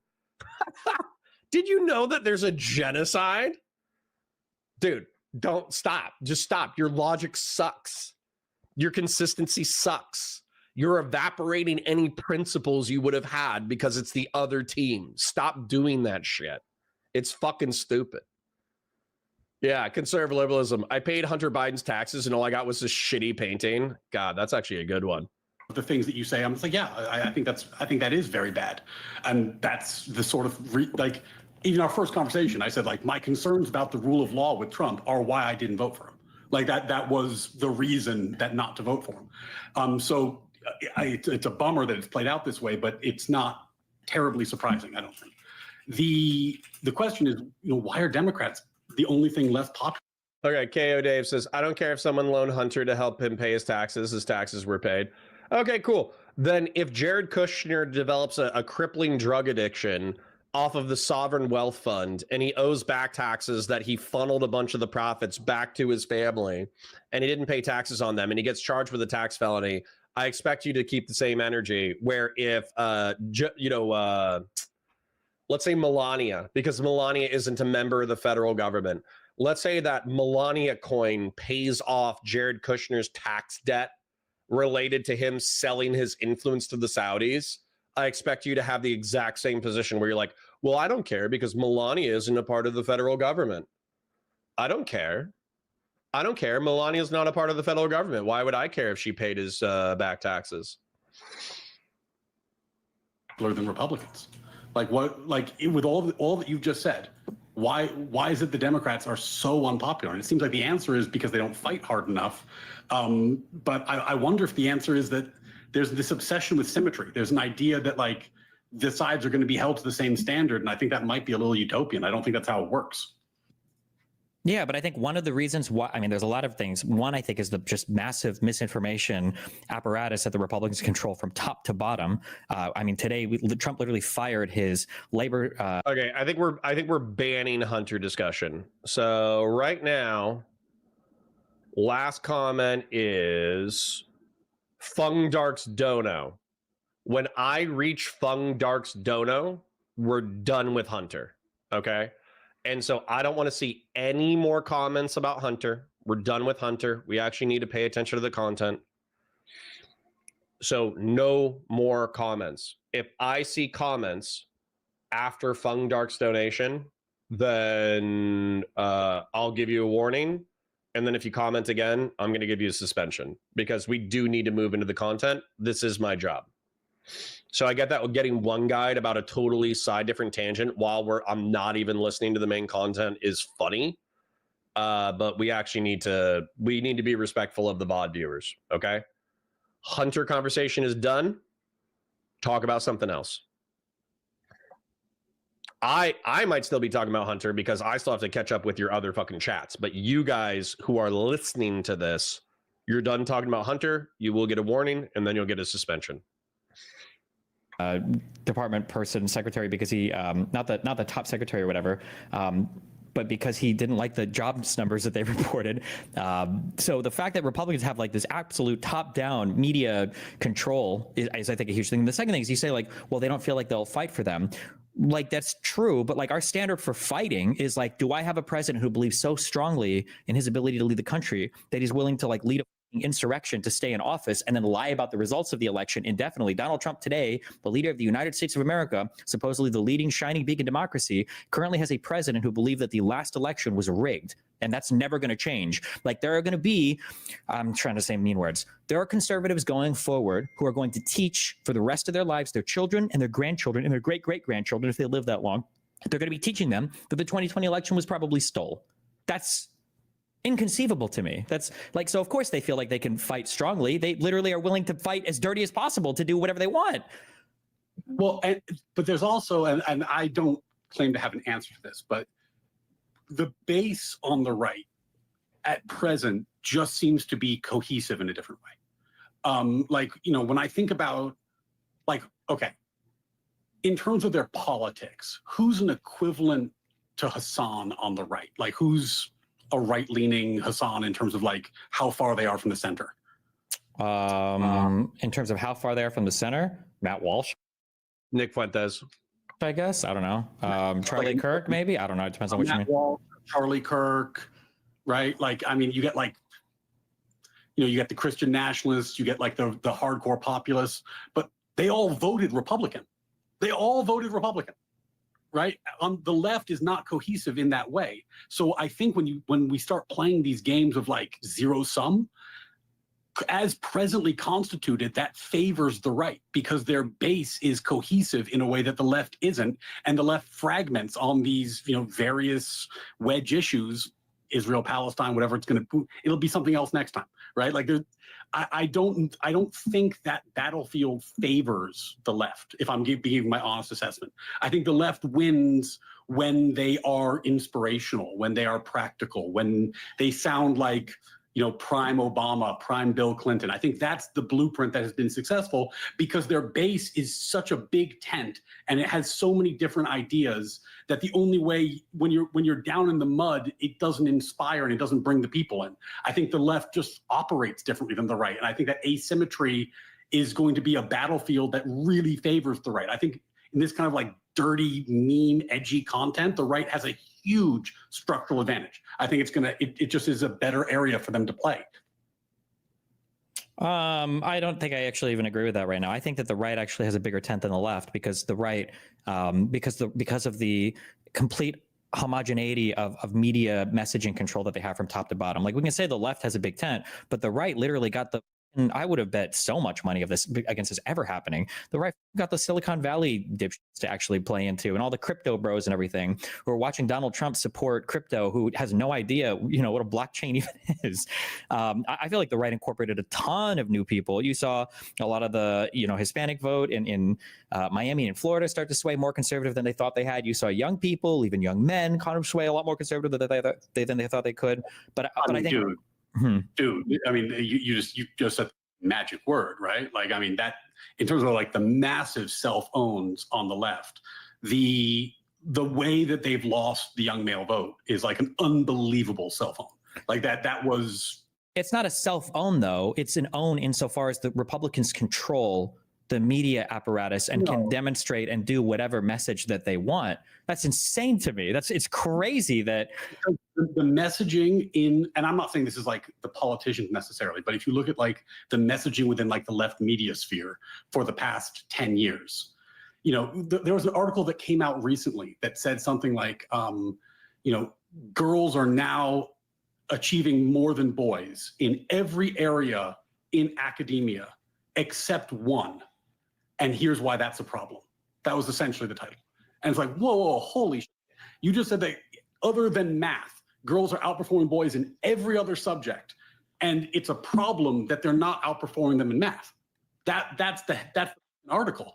And in a world where that's like, the mainstream leaning opinion in left-leaning circles getting published in publications, yeah, you're going to have a male vote problem. Like, I mean, this isn't rocket science. If you think David Hodge is going to solve your male vote problem, you've lost your mind. And then they kicked him out for a gender quota, which is hilarious because it wasn't even, it was a gender quota that required a man. So it wasn't even like a good reason to kick him out, but they thought a gender quota would be like a good way to kick someone out, that would be a palatable way to kick people out. There's an undercurrent on the left that really does believe that we should still be in this world of de facto or in fact quotas based on race and gender to ameliorate historic wrongs. And it pisses people off, and it lost them a ton of male support. And it's not a mystery. They did this to themselves. So yeah, that's a cell phone. But also fixable. Like, that's totally fixable. That is something they. Excuse me. Sorry for sneezing in your ear. God bless me. So it's just the point here that Democrats optically fucking suck and they hurt themselves. I was too busy getting one guide in chat. We need more likers in chat. True. Like the stream, share it with your friends, talk to them about how Connor keeps getting one guide about Hunter Biden. And if you want to, just hear a guy spurg out about Hunter Biden for 30 minutes at a time, all you have to do is mention him in his chat and he'll freak the fuck out. Super chats if you got him, memberships if you got him. Could just change. I don't think they are, but they could. Okay.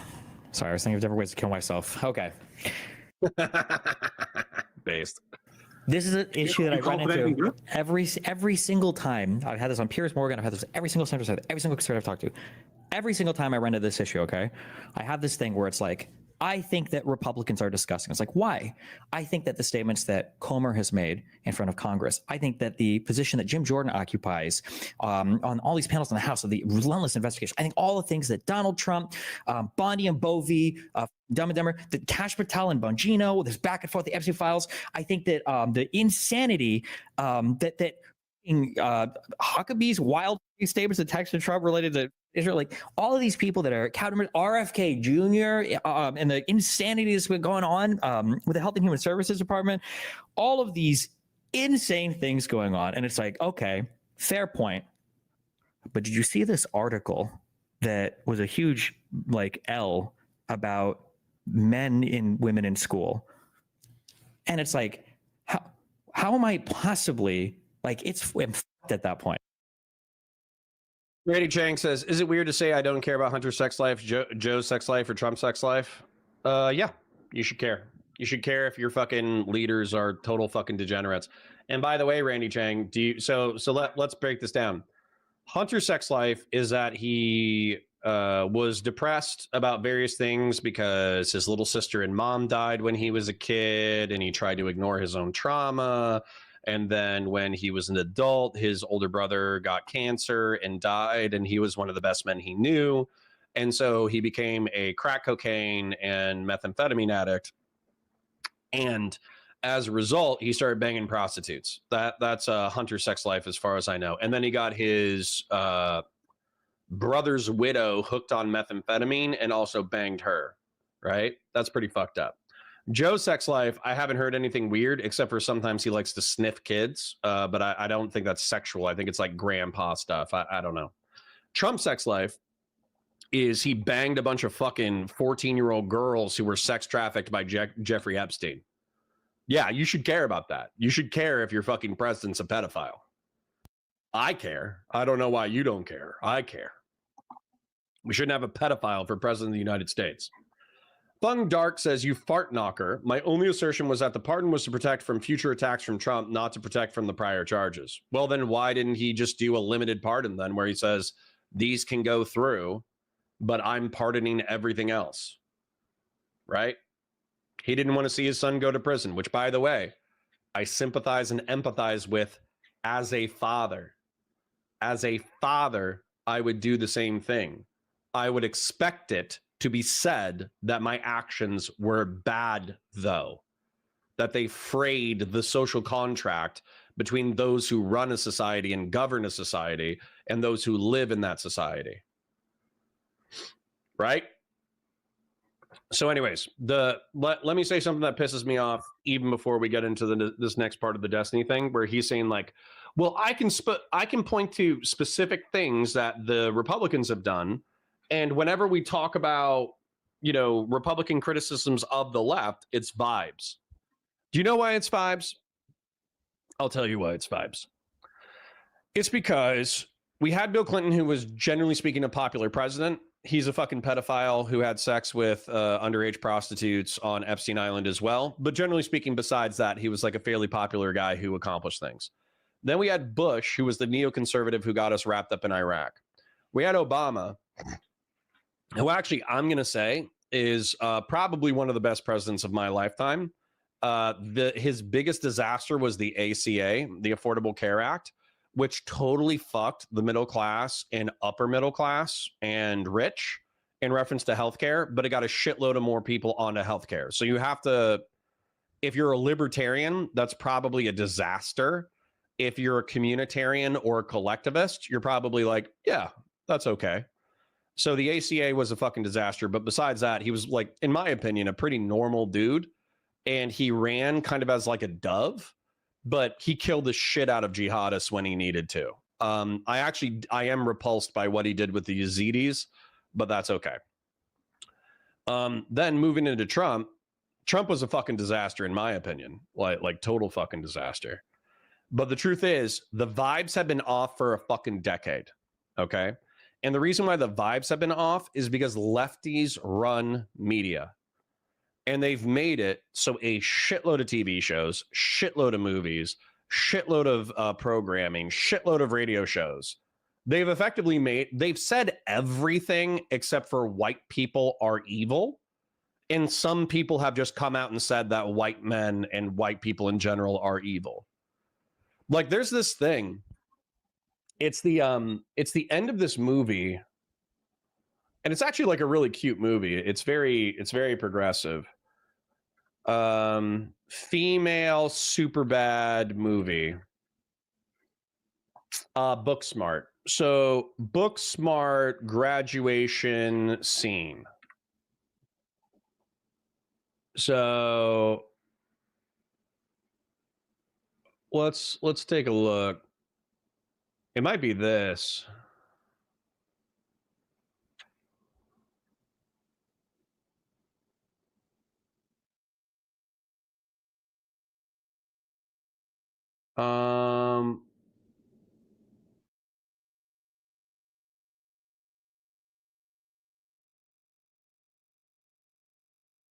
Okay.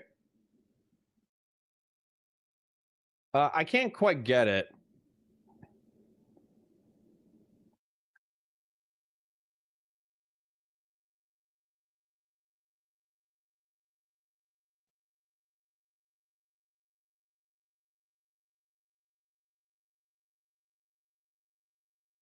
So yeah. So there's no audio. I know there's no audio.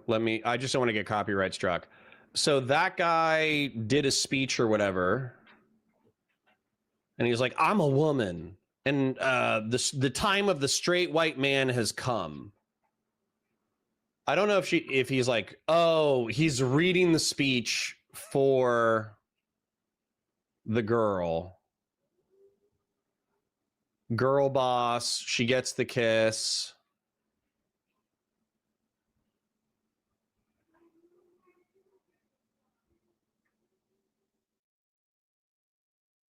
All right, fuck it. I think she just redoes the speech. So let's just go ahead and play this segment. I am a woman. I am a powerful woman, and I'm ready to take the fists of my femininity to the... Straight white man, your time is... Okay. Right. So anyways, the whole point of that is that I'm pretty sure she redoes the fucking speech. That's fucking cringe to me. Okay? Not only is it cringe to me, it's like this undercurrent of fucking resentment that has been a part of pop culture the entire time. Now, I live in the real world. Sorry if that took a long time for me to establish it. But little moments like that, of this like bred resentment against straight white men, against Western civilization, against patriarchy, against capitalism. I'm just constantly, when it comes to culture and the internet, I'm just swimming in this bullshit all day. Now, the truth is that like I live out in the real world some of the time, or at least I used to. And so I used to hang out with working class people, middle class people, people from the hood, rich people, all that kind of bullshit. And so I kind of knew that while this was swimming in the culture, it didn't seem to have come down into the normal society yet, right? And so I have like a sober separation, I think, between cringe progressive pop culture bullshit and the real world. And so I don't treat every single black person like they're this like anti-white black militant. I don't treat gay people like they're trying to overthrow the cis heteropatriarchy, because the gay people that I meet are actually like pretty nice, pretty chill. They just want to be treated like normal. Then I also, there's when it comes to like black people or whatever, you know, I just went to, my mom was a teacher at an almost all black school. And so we just went to a graduation and they're all working class and middle class and they're raising their families and they don't talk about killing whitey all the time. They're just normal fucking people, right? And so the point that I'm trying to make is the resentment against the left is cultural, not political. Sorry it took me fucking 10 minutes to get there, but I'm trying to get Hunter Biden's cock off of my brain. Right. If I can point to, like, if we want to say that political parties taking positions on things should cause them to lose or gain votes, like, how the fuck is it that the party that supported Andrew Tate has any women that vote for them at all, right? Like, the True idea that like the left can lose votes on every single article and every single tweet and every single random social media post, I don't believe that. I think that what we're talking about, I think the only reason you even know that article exists is because some conservative tweeted it, and because Charlie Kirk retweeted it, and because Steve Bannon and Nick Fuentes and then Donald Trump and then Candace Owens and every other person like cycles his stuff. And then you're in this world, it's like, okay, well, Donald Trump might have said this bad thing, but holy shit, I saw this article at The Atlantic, and they said over there that like boys and girls might be gender identity confused, and now I'm not really sure who I should vote for. And then it's like, you look at like the average Democrat, like, yes, because progressive culture is oftentimes cringe and off-putting. Like, you look at the average like center-left Democrat, like most center-left Democrats don't give a fuck about any of these issues. You're going to like the most extreme, like people posting articles in the media and stuff, and like it's not even a majority position of anybody in the party. And somehow the Democrats, it's fair that the Democrats have to answer for that. Well, the Republicans seem to elude any responsibility for the Republican side. I don't know. That's just mind-blowing to me. I mean, I think in your quest for symmetry, you're like missing the most fundamental point here, which is that, you know, like I said to you now a few times in a few different places that one of my concerns was that the left seemed to be in favor of discriminating against my children in various ways. True. Now, there's a lot of stuff you brought up I agree with. There's a lot of stuff that I really don't like about Trump. And in fact, you know, I don't know if you recall this, but I've never even voted for a Republican. I voted left my entire life, right? I just sat out the last election. So like, I am a gettable vote. The problem is when I say like, this is a self-own, what I'm trying to do is be helpful. Right. I'm honestly saying, like, I think the left needs to do some soul searching on this issue. Like they need to do some soul searching about what the fuck to do about the crazy tanky wing. Wait, like so what? Tankies, trans kids, communist and socialist infiltration of the left, woke media, progressive media, it all creates these neutral fucking people. And by the way, October 7, 2023, it's another huge thing where you lost a bunch of Jews. You either lost them to the right or you lost them to no longer financing Democrats and no longer supporting the Democratic Party explicitly. Is the soul searching that like no more crazy people can write articles? Or I don't understand the soul searching. Like Nick Fuentes and Ken. Or if somebody writes a cringe progressive article that's actually anti-white racist or anti-male in sentiment, you criticize the fuck out of it because it's cringe. Miss Owens, I don't think either of these people believe we went to the moon, and they're semi-prominent voices on the right. Like, what is the soul? And the left has the soul search? I think the left needs to start being clear about what it's for and what it's against. And I think that, like, but the right isn't clear about what they're for against. Is that the asymmetry? The asymmetry is not going to be. It isn't going to matter, because what I'm saying is that the thing that. Hello, Grassroots. Good to see you, brother. That was concerning to me about this policy is intensely personal, because I have young children who would be discriminated against in a world of affirmative action. True. So I would prefer them not to be in that world because they're my kids.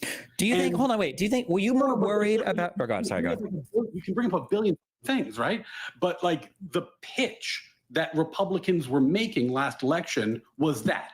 It was, holy shit, this seems unfair. This seems crazy. Doesn't that seem crazy to you? And it was a pretty good pitch. It worked. But a lot of that stuff is fixable. It's just not a thing the Democrats have to do. It's a policy choice. Do you think that affirmative action represented a greater threat to your kids than the totality of, or the direction of the current like Republican, I guess, like regime? My kids particularly? Sure, yeah.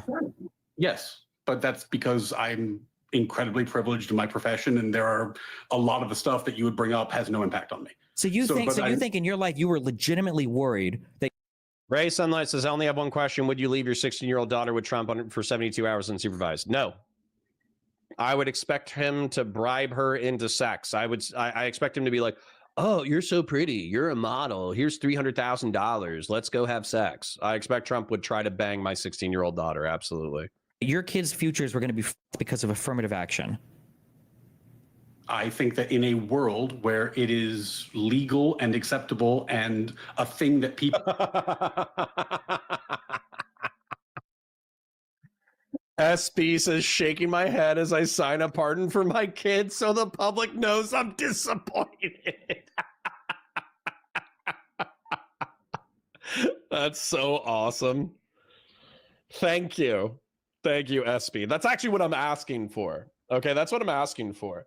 I understand the pragmatics over pardoning Hunter. I understand the pragmatics over, sweeping for Hillary Clinton.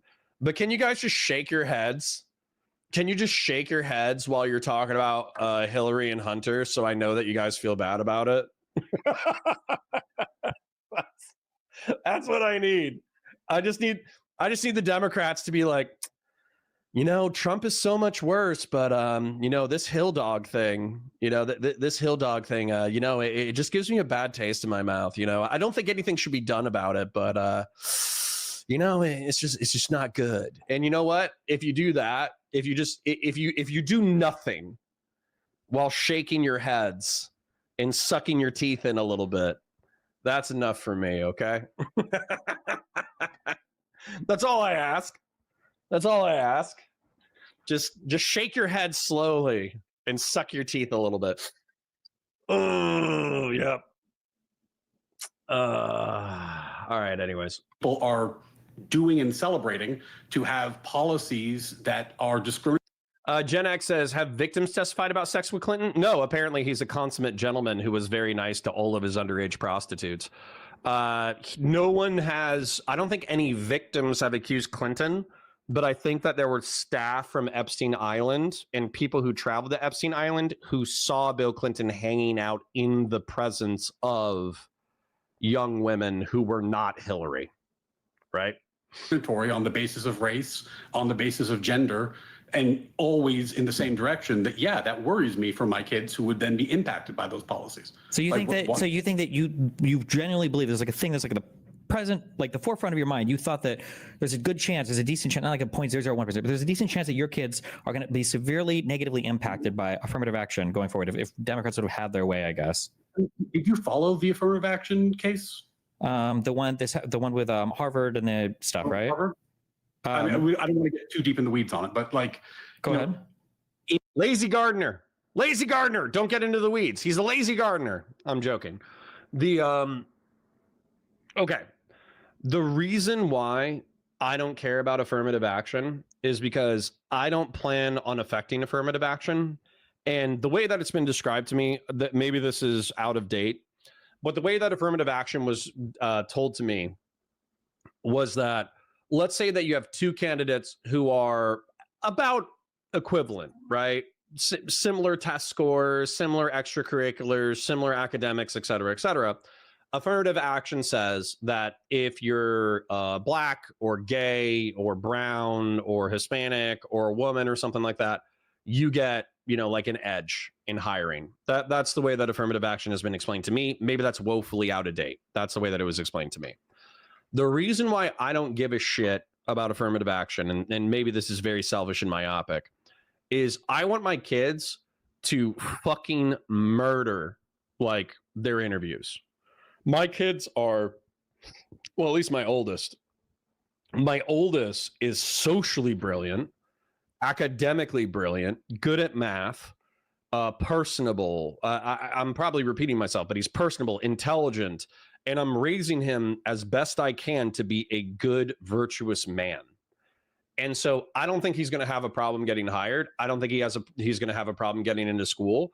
And if there's like some peer competition where he loses out, guess what? He'll find another good school to go to. Guess what? He'll find another good job because he's just going to be fundamentally such a good human being that affirmative action is not, it's not going to steer his life one way or the other substantively.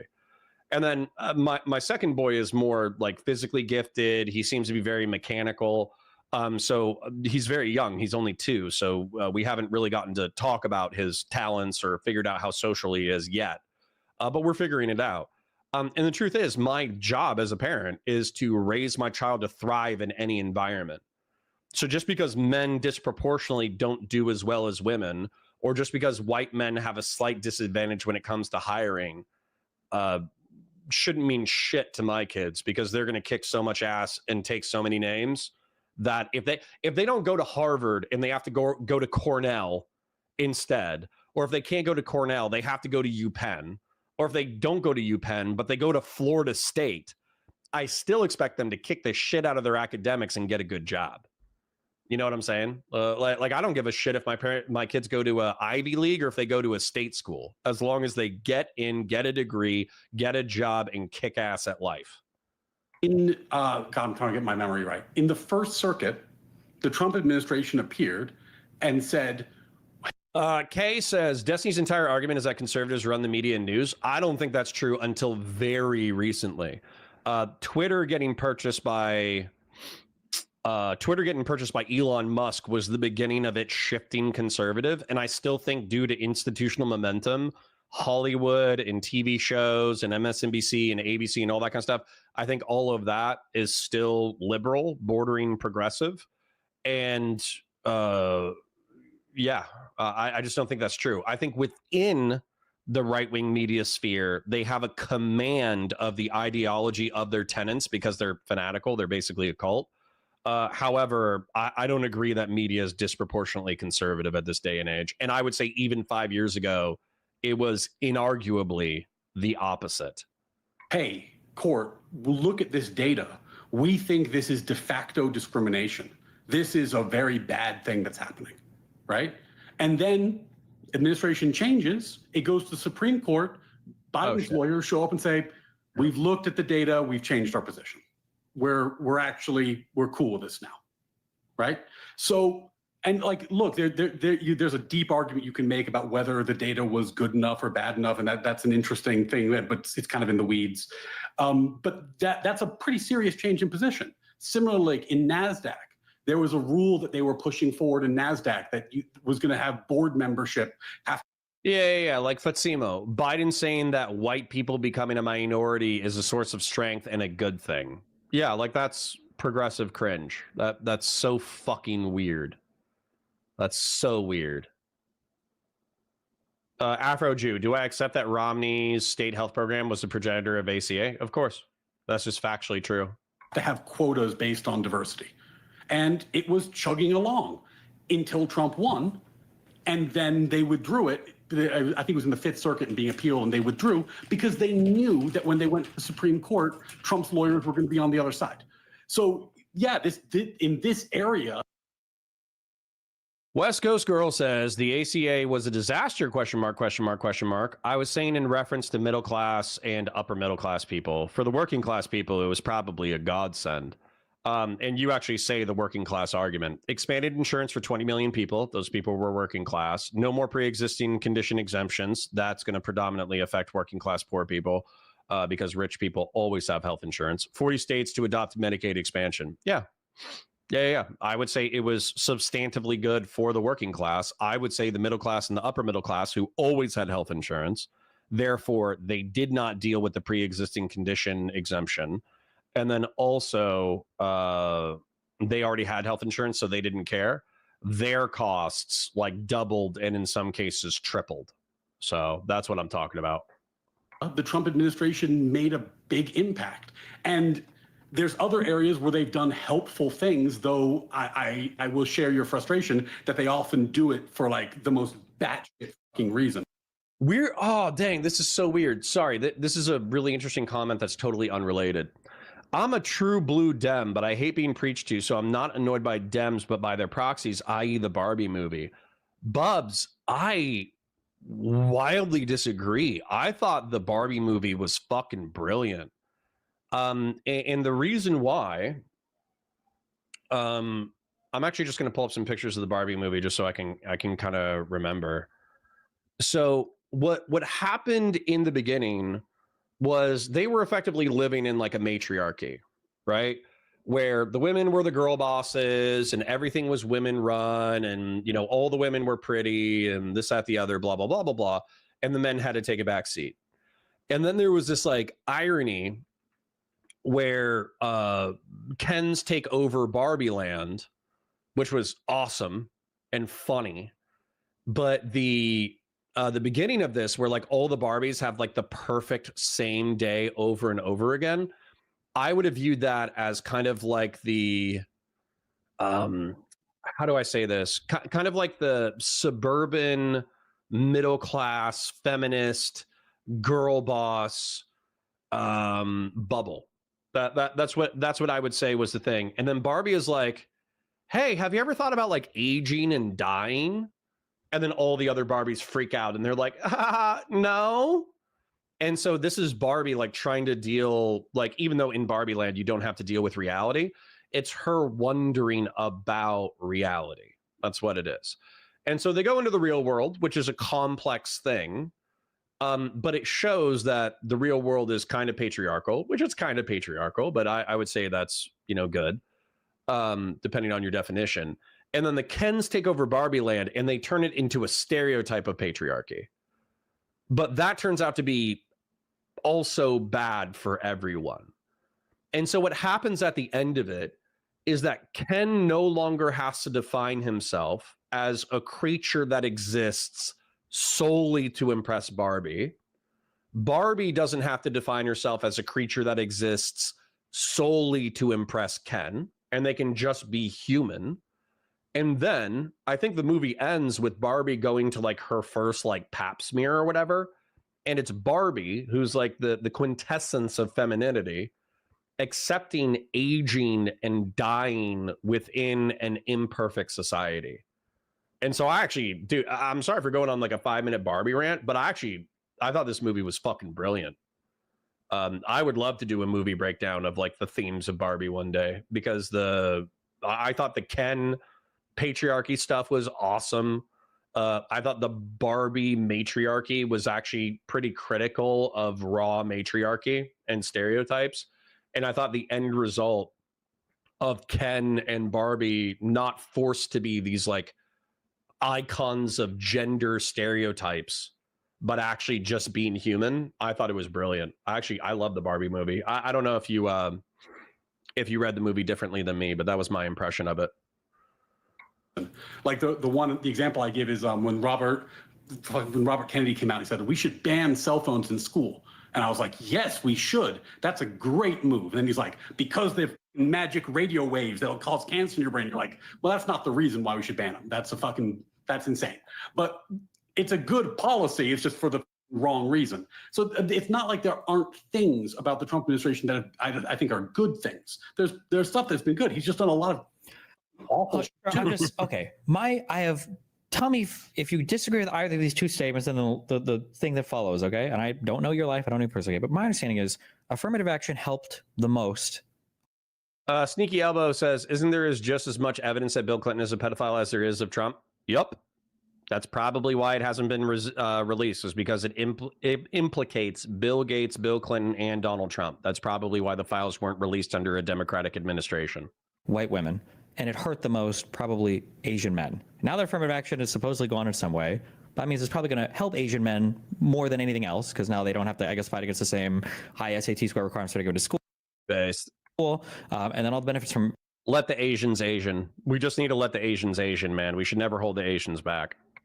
White women are not going to be as present. So unless like all of your kids are Chinese boys, am I missing something? Like, does the revoking of affirmative action even help your children at all? Or I mean, it definitely was not white women to my understanding, at least from the data that was presented in that court case. But I mean, if you have something else you want me to look at, I'm happy to. But even if that was true, and like I said, that's not the numbers that I've seen. But even if that were true, to give a preview of the argument I'm going to make, when I talk to a convoy about socialism, there are also just certain things that are wrong. Like I am not in favor of discriminating on the basis of race. It's not a thing that I think should be legal. And I don't think it should be legal if your reasons are considered good. Just like I don't think that we should remove all property rights from people in America because socialism might have some kind of positive impact on the quality of life. I think there are actually these baseline rights that matter, which is why when Trump shits on the First Amendment, and I apologize, I know you brought up the law firm thing. It's General, so I will admit, so you say their pitch was that immigrants are eating their cats and dogs, somehow they don't need a soul search. Okay. This argument works on me, but I am a statistical abnormality. Okay. So I was raised to believe that human beings are human beings, and that even if you're from Haiti, you deserve some level of like dignity and respect as a human being. And especially if you're a decent person, then I shouldn't care that you're Haitian. That's how I was raised, and I'm dumb enough to believe it. So when JD Vance says like, when Trump is like, they're eating the cats, they're eating the dogs. And then JD Vance is like, yeah, lol, if we have to lie about immigrants eating animals in order to gin up anti-immigrant sentiment so we can win and then start mass deportations, that actually is repulsive to me. I actually do value the truth more than I value lying about people so I can punish them through politics. But I'm unique in that respect. As a matter of fact, you guys have already proven that I'm fairly unique even within this chat. Because what I do, like a fucking idiot, is I try to create rules for the way that I think human beings should exist. And then when people violate those rules, regardless of whether or not they're a member of my political or social tribe, I try to criticize them so they go back to the rule set. Like a dumbass, I try to hold consistent rules.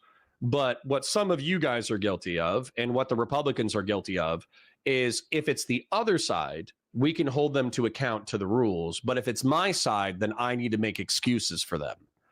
And so you have to understand that the contrarian, I would actually consider Ryan, God help me, to be a part of the contrarian right, where effectively they're not looking at what the right wing is doing. They're looking at what the left wing is doing that rubs them the wrong way, and then they're trying to counteract it. And I think there's a failure in calculation to realize how much evil shit is happening on the right wing. However, that being said, you have to deal with this kind of person. This is Tallybots. This is Sitch. This is Adam. This is Ryan Mullaly. This is probably Zero Fucks. I'm not trying to throw him under the bus, but I'm assuming that he has some heterodox perspectives on politics. It's AKA Badasui. I saw AKA Badasui in Sitch and Adams chat the other day, so I'm assuming they're kind of centristy. You have to contend with people like this. And if you ignore their complaints, where if you just say, Well, Trump killed 14 million African people you will never see or hear or meet. But this fucking annoying ass progressive is in your face every single day through the cultural zeitgeist. You have to recognize that 14 million Africans are dead, and you have to ignore the fact that this progressive blue hair who's in like captured in the zeitgeist is screaming in your face every single day. I think it's just human nature that you're going to ignore the people that you can't see, and you're going to deal with the people that you see every day through culture, through the internet, through propaganda, through TV shows, through movies. So yeah, it's just, you're going to have to deal with human nature. Pisco made this point, and he's right. It's a little delicate for me to talk about that, so I'm trying to skirt that a little bit more than I did in the past, just because I probably shouldn't talk about it as much as I was willing to. But like, there are certain things that are just worth defending and worth being upset about. The direction the Democrats were taking was violating these kind of core rights and norms. I did think in a way that could hurt my kids, and in a way that just is unacceptable. Now, just curious, just as a random thing, the Trump administration isn't violating these norms, and I hope he loses for it. Okay, sure. I'm just curious. Have you ever uttered that statement when Biden was in office, that there's a thing that you probably don't feel safe or comfortable talking about anymore because it have a direct negative real world impact on you from the administration? Oh my God, yeah. I mean, not sorry. From the administration, the comma changed it. Sorry. Mm-hmm. From the administration, no, but that's not exactly why I don't want to talk about the law firm thing. It's just that that's my world. I know these people. My comments should probably not be public on that. But yeah, like, I mean, I think during like 2020 to 2024, for example, I would not have and did not go on shows like this to talk publicly about politics because I thought it would be very, very risky career-wise. Like, so, I mean, that's not from the administration. So that's why I changed it when you added that. But yeah, I felt very constrained in my behavior during the Biden years. Which is interesting to me because that's mostly a cultural zeitgeist thing. Like, maybe it's just because I grew up in like the internet edgy whatever stuff, but I felt like I could always do whatever I wanted to do and people could just die mad. So I understand that there might have been this like eggshell summer of love, I can't say what I really believe kind of energy. I understand that might have been the way that people felt, but again, I feel like that's cultural zeitgeist shit, not the reality on the ground. The truth is, you could say the N-word in 2020 or 2021. Now, you need to be realistic with yourself that if you say that hard ER in a racist context, people are going to come after your job, and they might still today. However, that's a cultural zeitgeist thing. That's not like a legalistic thing. And so for me, I don't know if I would necessarily blame. I don't know if I would blame the Democratic Party specifically for that kind of vibe. I would blame the progressive culture, though. Yeah, I would blame and fight in the culture. I would actually try to separate out the legalistic and electoral stuff. I would try to separate that from the culture as much as possible. That's just me, though. Grassroots says, gifted 20 Valor Media Network memberships. Thank you, King. Thank you very much. That's massive. That is massive. Wow. Seriously, that's huge. Thank you. I'm very serious. That's massive. Sen Patty says, big dick Grassroots coming in like Hunter Biden's hog across my feed. True. Just graping. All right. Physically, Dan S says, lol, physically gifted at 2. My second son came out able to move his head on his first day. His first day on the planet, and he was able to lift his head and look around the room. There are things that, like, you know how toddlers run around and they smash their heads into like the corner of every piece of furniture inside your house? There are things that absolutely took out my firstborn that my secondborn bounced off of. And the reason why he would bounce off of it isn't because he didn't do something dangerous and almost smash his head into a frickin' table. It's because he would literally put his arms out and shove away from the thing that he was about to ram into, and then he wouldn't smash his head into it. It was actually like, as a 1-year-old, as a 2-year-old, almost smashing your head into furniture repeatedly, but then having the physiological skill to shove your body away from impending things that are going to smash your skull. It's actually really impressive. I know that might not sound impressive to the people who don't have kids, but watching my firstborn, who's brilliant, by the way, smash his head into tables repeatedly compared to my second son avoiding all the tables, it was actually quite the change of pace. But Simo says we wouldn't have gotten Dilbert if it wasn't for anti-white affirmative action preventing Scott Adams from getting promoted in several careers. Sure. Maybe I'm just a B student at life, and so that's why I don't care about affirmative action, because I'm not competing for the top tier of jobs. I'm really not. I don't have like 7 Asian friends that I'm competing with for my corporate job. But I think all those guys are douchebags anyway, so. Arb ZDF says, I think the difference is that right-wing media is far more integrated with the actual GOP than liberal media. Yes, was with the Dem party. See all the Fox News people and the Trump admin? Yep. Also, another thing interesting about Fox News is you have to understand that they concentrated conservative sentiment. You have, when it comes to being liberal or when it comes to being progressive, you have NBC, MSNBC, ABC, CBS, I'm trying to think, PBS. You have like 6 or 7 different options. And so as a result, it dilutes the organizations. Whereas with conservative media, official media anyway, so you have Fox News and Newsmax. Newsmax is where you go if you want schizophrenia. Fox News is where you go if you want the corporate Republican talking points. So there's really only 2. And so I think that's why they can outcompete liberal media, is because they're all concentrated within 2 institutions. LB says, Connor is wrong about daily news consumption of right-wing media. Connor, how many atheist versus church shows are there on TV? I don't know. How many people under the age of 40 watch church shows? This is happening. Connor, you're including all the cultural media stuff. Destiny is talking about news and political media. Sure. Vogue says, I feel Destiny here. It feels like a lot for the right-wing stuff gets swept for while the far left stuff is hyper-focused on. I agree it's cringe, but it's like some self-reflection from the right. Well, yeah, but you guys just lost an election. So the right wing's not going to self-reflect until they lose, which I am interested in helping you with.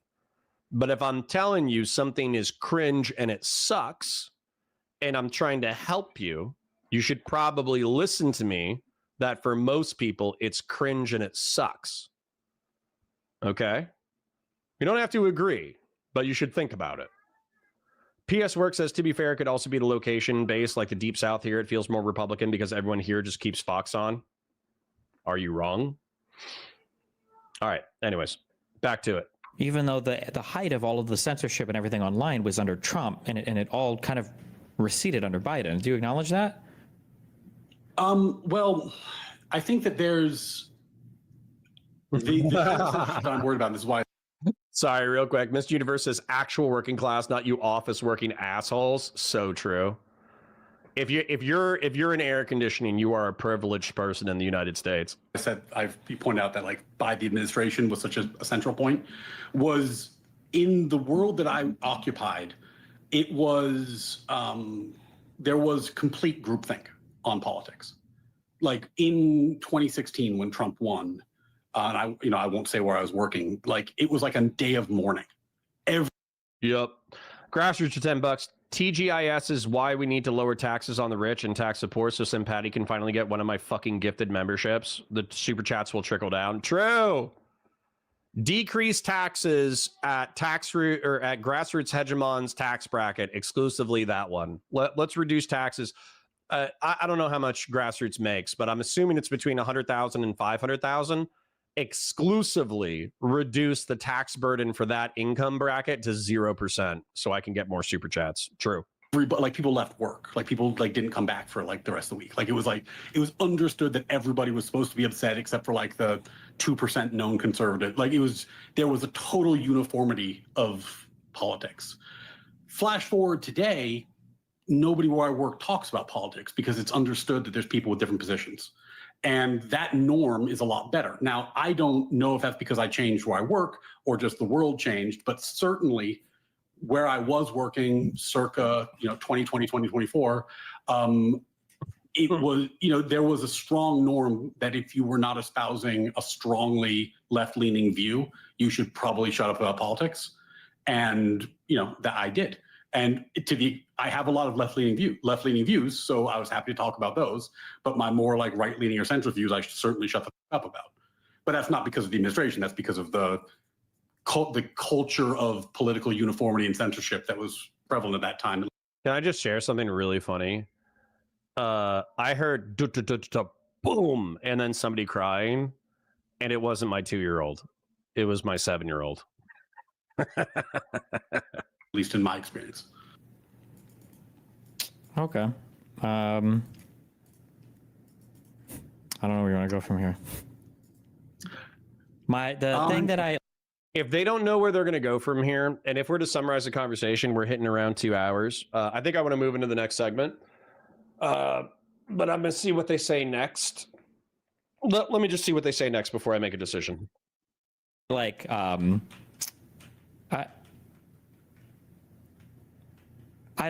don't know what to I'm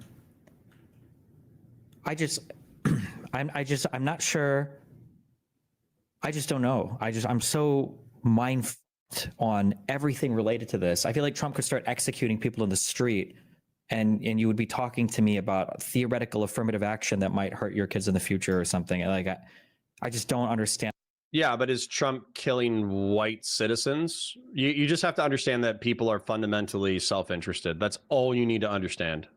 That's all you need to understand, is that even like Ryan is, in my opinion, probably a good guy, right? He works, he pays his bills, he takes care of his people. Consciously or unconsciously, he cares about himself. He cares about people who look like him. He cares about his family. He cares about his community. Now, there might be Black and Hispanic people who are part of his community, or Asians who are part of his community. But realistically, all the people that he would be worried about are probably citizens, right? I don't know if he goes to church, but if he goes to church, they're all citizens. And so Black people are going to face the same level of violence that they've always faced from law enforcement. So, whatever. Who gives a shit? Hispanic citizens don't really have anything to worry about when it comes to deportation. Like, yeah, you might get harassed for being Hispanic, and there's like a 1 in 10 million chance that you might get detained by ICE. But when they figure out you're a citizen, there's like a 99% chance that you're going to go home. And then when it comes to Asians, the affirmative action actually helps Asians out, and it helps white middle class, white upper middle class people like Ryan achieve their goals, and their kids achieve their goals. The only thing that you need to know is that people are ultimately self-interested, consciously or subconsciously. And so I think I'm going to leave it there, actually. Weirdly enough, 33% of this segment is going to be mauling at chat about Hunter Biden. But I think the other part of it is that the contrarian right, which I'm going to say Ryan is not abstaining from the left because he hates the left. He's abstaining from the left because he thinks you guys have lost your fucking minds. Because of 2020, because of the Summer of Love, because of defund the police, because of BLM, because of Hassan Piker, because of sweeping for jihadist terrorism, because of anti-Semitism, because of the social media posts that happened on October 7, 2023. So if you're like a nominal liberal and you can say, well, that's just crazy people on Twitter, or that's just crazy people on TV shows, or that's just crazy people in movies, or that's just, crazy pundits on, MSNBC. Okay. Well, you just got your shit kicked in by a dumbass. So like Donald Trump mogged you, bro. He destroyed you. So how about you figure out what the people who criticize you believe, and then you incorporate the good arguments and you reject the bad ones. And if the population is stupid, I hate to say this to you, but the root word of democracy is demos, the people. You have to appeal to stupid people. You have to figure out how to get your messaging across. You have to deal with emotions and subconscious motivations. And if you can't do that, then you suck at your job. Okay? Let's go ahead and end this segment. And like Donald Trump. All right. I'm excited to watch Cenk Uygur get 20 teamed by a bunch of liberals and Republicans, but I want to check in with chat because you guys have been pissing me off. Laugh my ass off, see Connor as a blue-haired liberal? No, my favorite part of the movie was Ken Patriarchy. That was my favorite part of it. Bub says, I hate preaching, and American Ferrera literally does a huge monologue about how hard it is to be a woman, by the way. I am one. Yeah, I loathe the Barbie movie. Yeah, but you know what's so funny about I think that was the closest thing to cringe in the Barbie movie, but I still understood the vibe of it. And the only thing that I would say is that there's a male equivalent. Like, dude, actually, sorry, Bubs, I'm gonna have to hit you with this. So we should just watch the Barbie movie together. So within the American Ferrera thing, she talks about, like, which is true, by the way, that if you get married, you're gonna know this. Okay, my wife, all wives, really, they want to be sex goddesses, right? They want to be worshipped. They want to be told that they're beautiful. They want to be desired, all that kind of stuff. But that involves a lot of work, right? You got to work out. You got to eat right. You got to put on makeup. You got to wear the right clothes. You got to do this, that, the other. Well, also, when you're married, you have to be, and you're a woman, you have to be a maid, right? You got to clean up the house. You got to take care of the kids. You got to take care of the dogs. You got to do all the domestic responsibilities, et cetera, et cetera. But then you also have to be a girl boss, right? You because that's what the modern era of feminism calls for. You have to work, you have to be ambitious, you have to pursue all this bullshit. And the truth is that you can't have it all. You can't be a sex goddess and a girl boss and a maid and all of those things simultaneously, because they're all going to pull away from each other. When you're a maid for 16 hours a day because you're a stay-at-home mom, it's difficult to be a sex goddess. And then if you're a girl boss, it's hard to be a maid. Like it's those three things are in constant contradiction. But what I would say that the Barbie movie doesn't understand, but it's a movie written by a woman about women. So I don't think that every movie needs to understand everything. But I feel like this was explored through the Ken narrative, is that men face a similar gilded prison, which is effectively like, we have to be strong. Like, not all the times, but you expect us, if we're not physically strong, you expect us to be emotionally strong, right?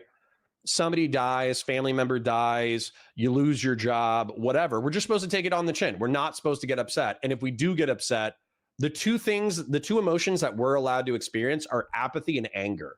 Those are the two acceptable emotions for men. You can't be sad. You can't be depressed. You can't be anxious. You can't be scared. You can't be a pussy. And if you are, you better brush your fucking self off, and you better get angry or apathetic real quick, or else society is just going to pass you by, right? And then also, in a modern context, we're supposed to be good fathers. We're supposed to look after our kids all the time. We're supposed to pick up the domestic responsibilities as maximally as possible. We're supposed to be breadwinners. We're supposed to be physically strong. We're supposed to be nurturing, and all this kind of bullshit. And the truth is that oftentimes the anger and apathy that society encourages within us as the acceptable emotions that we can have, the protecting and earning duties, not only are they incredibly difficult, but nobody gives a fuck. Like, if you can't make enough money, fuck you, try harder. If you're not physically strong, fuck you, start working out. If you're not emotionally strong, fuck you, stop being such a pussy. And so that's where I feel like a lot of the female complaints are oftentimes disregarded by men, because we feel like nobody gives a fuck about our problems, so why the fuck would we give a shit about yours, right? So yeah, I feel like the only thing that was lacking in that Ferrera speech is, I feel, and by the way, the movie's called Barbie, guys, it's not called Ken, is that Ken, or a character like Ken, could have a similar speech. TL1524 says, I wholeheartedly disagree, because the movie ends with the Kens getting just a little teeny weeny amount of power instead of an equal 50-50 split, which would have set everyone on equal ground. But TL1524, that felt like an irony of the real world, where women get some power, but not a 50-50 split, right? It's, in my opinion, intentional or not, it's a mirror of the real world. Yeah, I parasocially love you guys. Thank you for hanging out. Thank you for supporting the channel financially. It's huge. So, all right. I'll see you guys later. I'll see you tonight, and I'll see you tomorrow. Bye for now.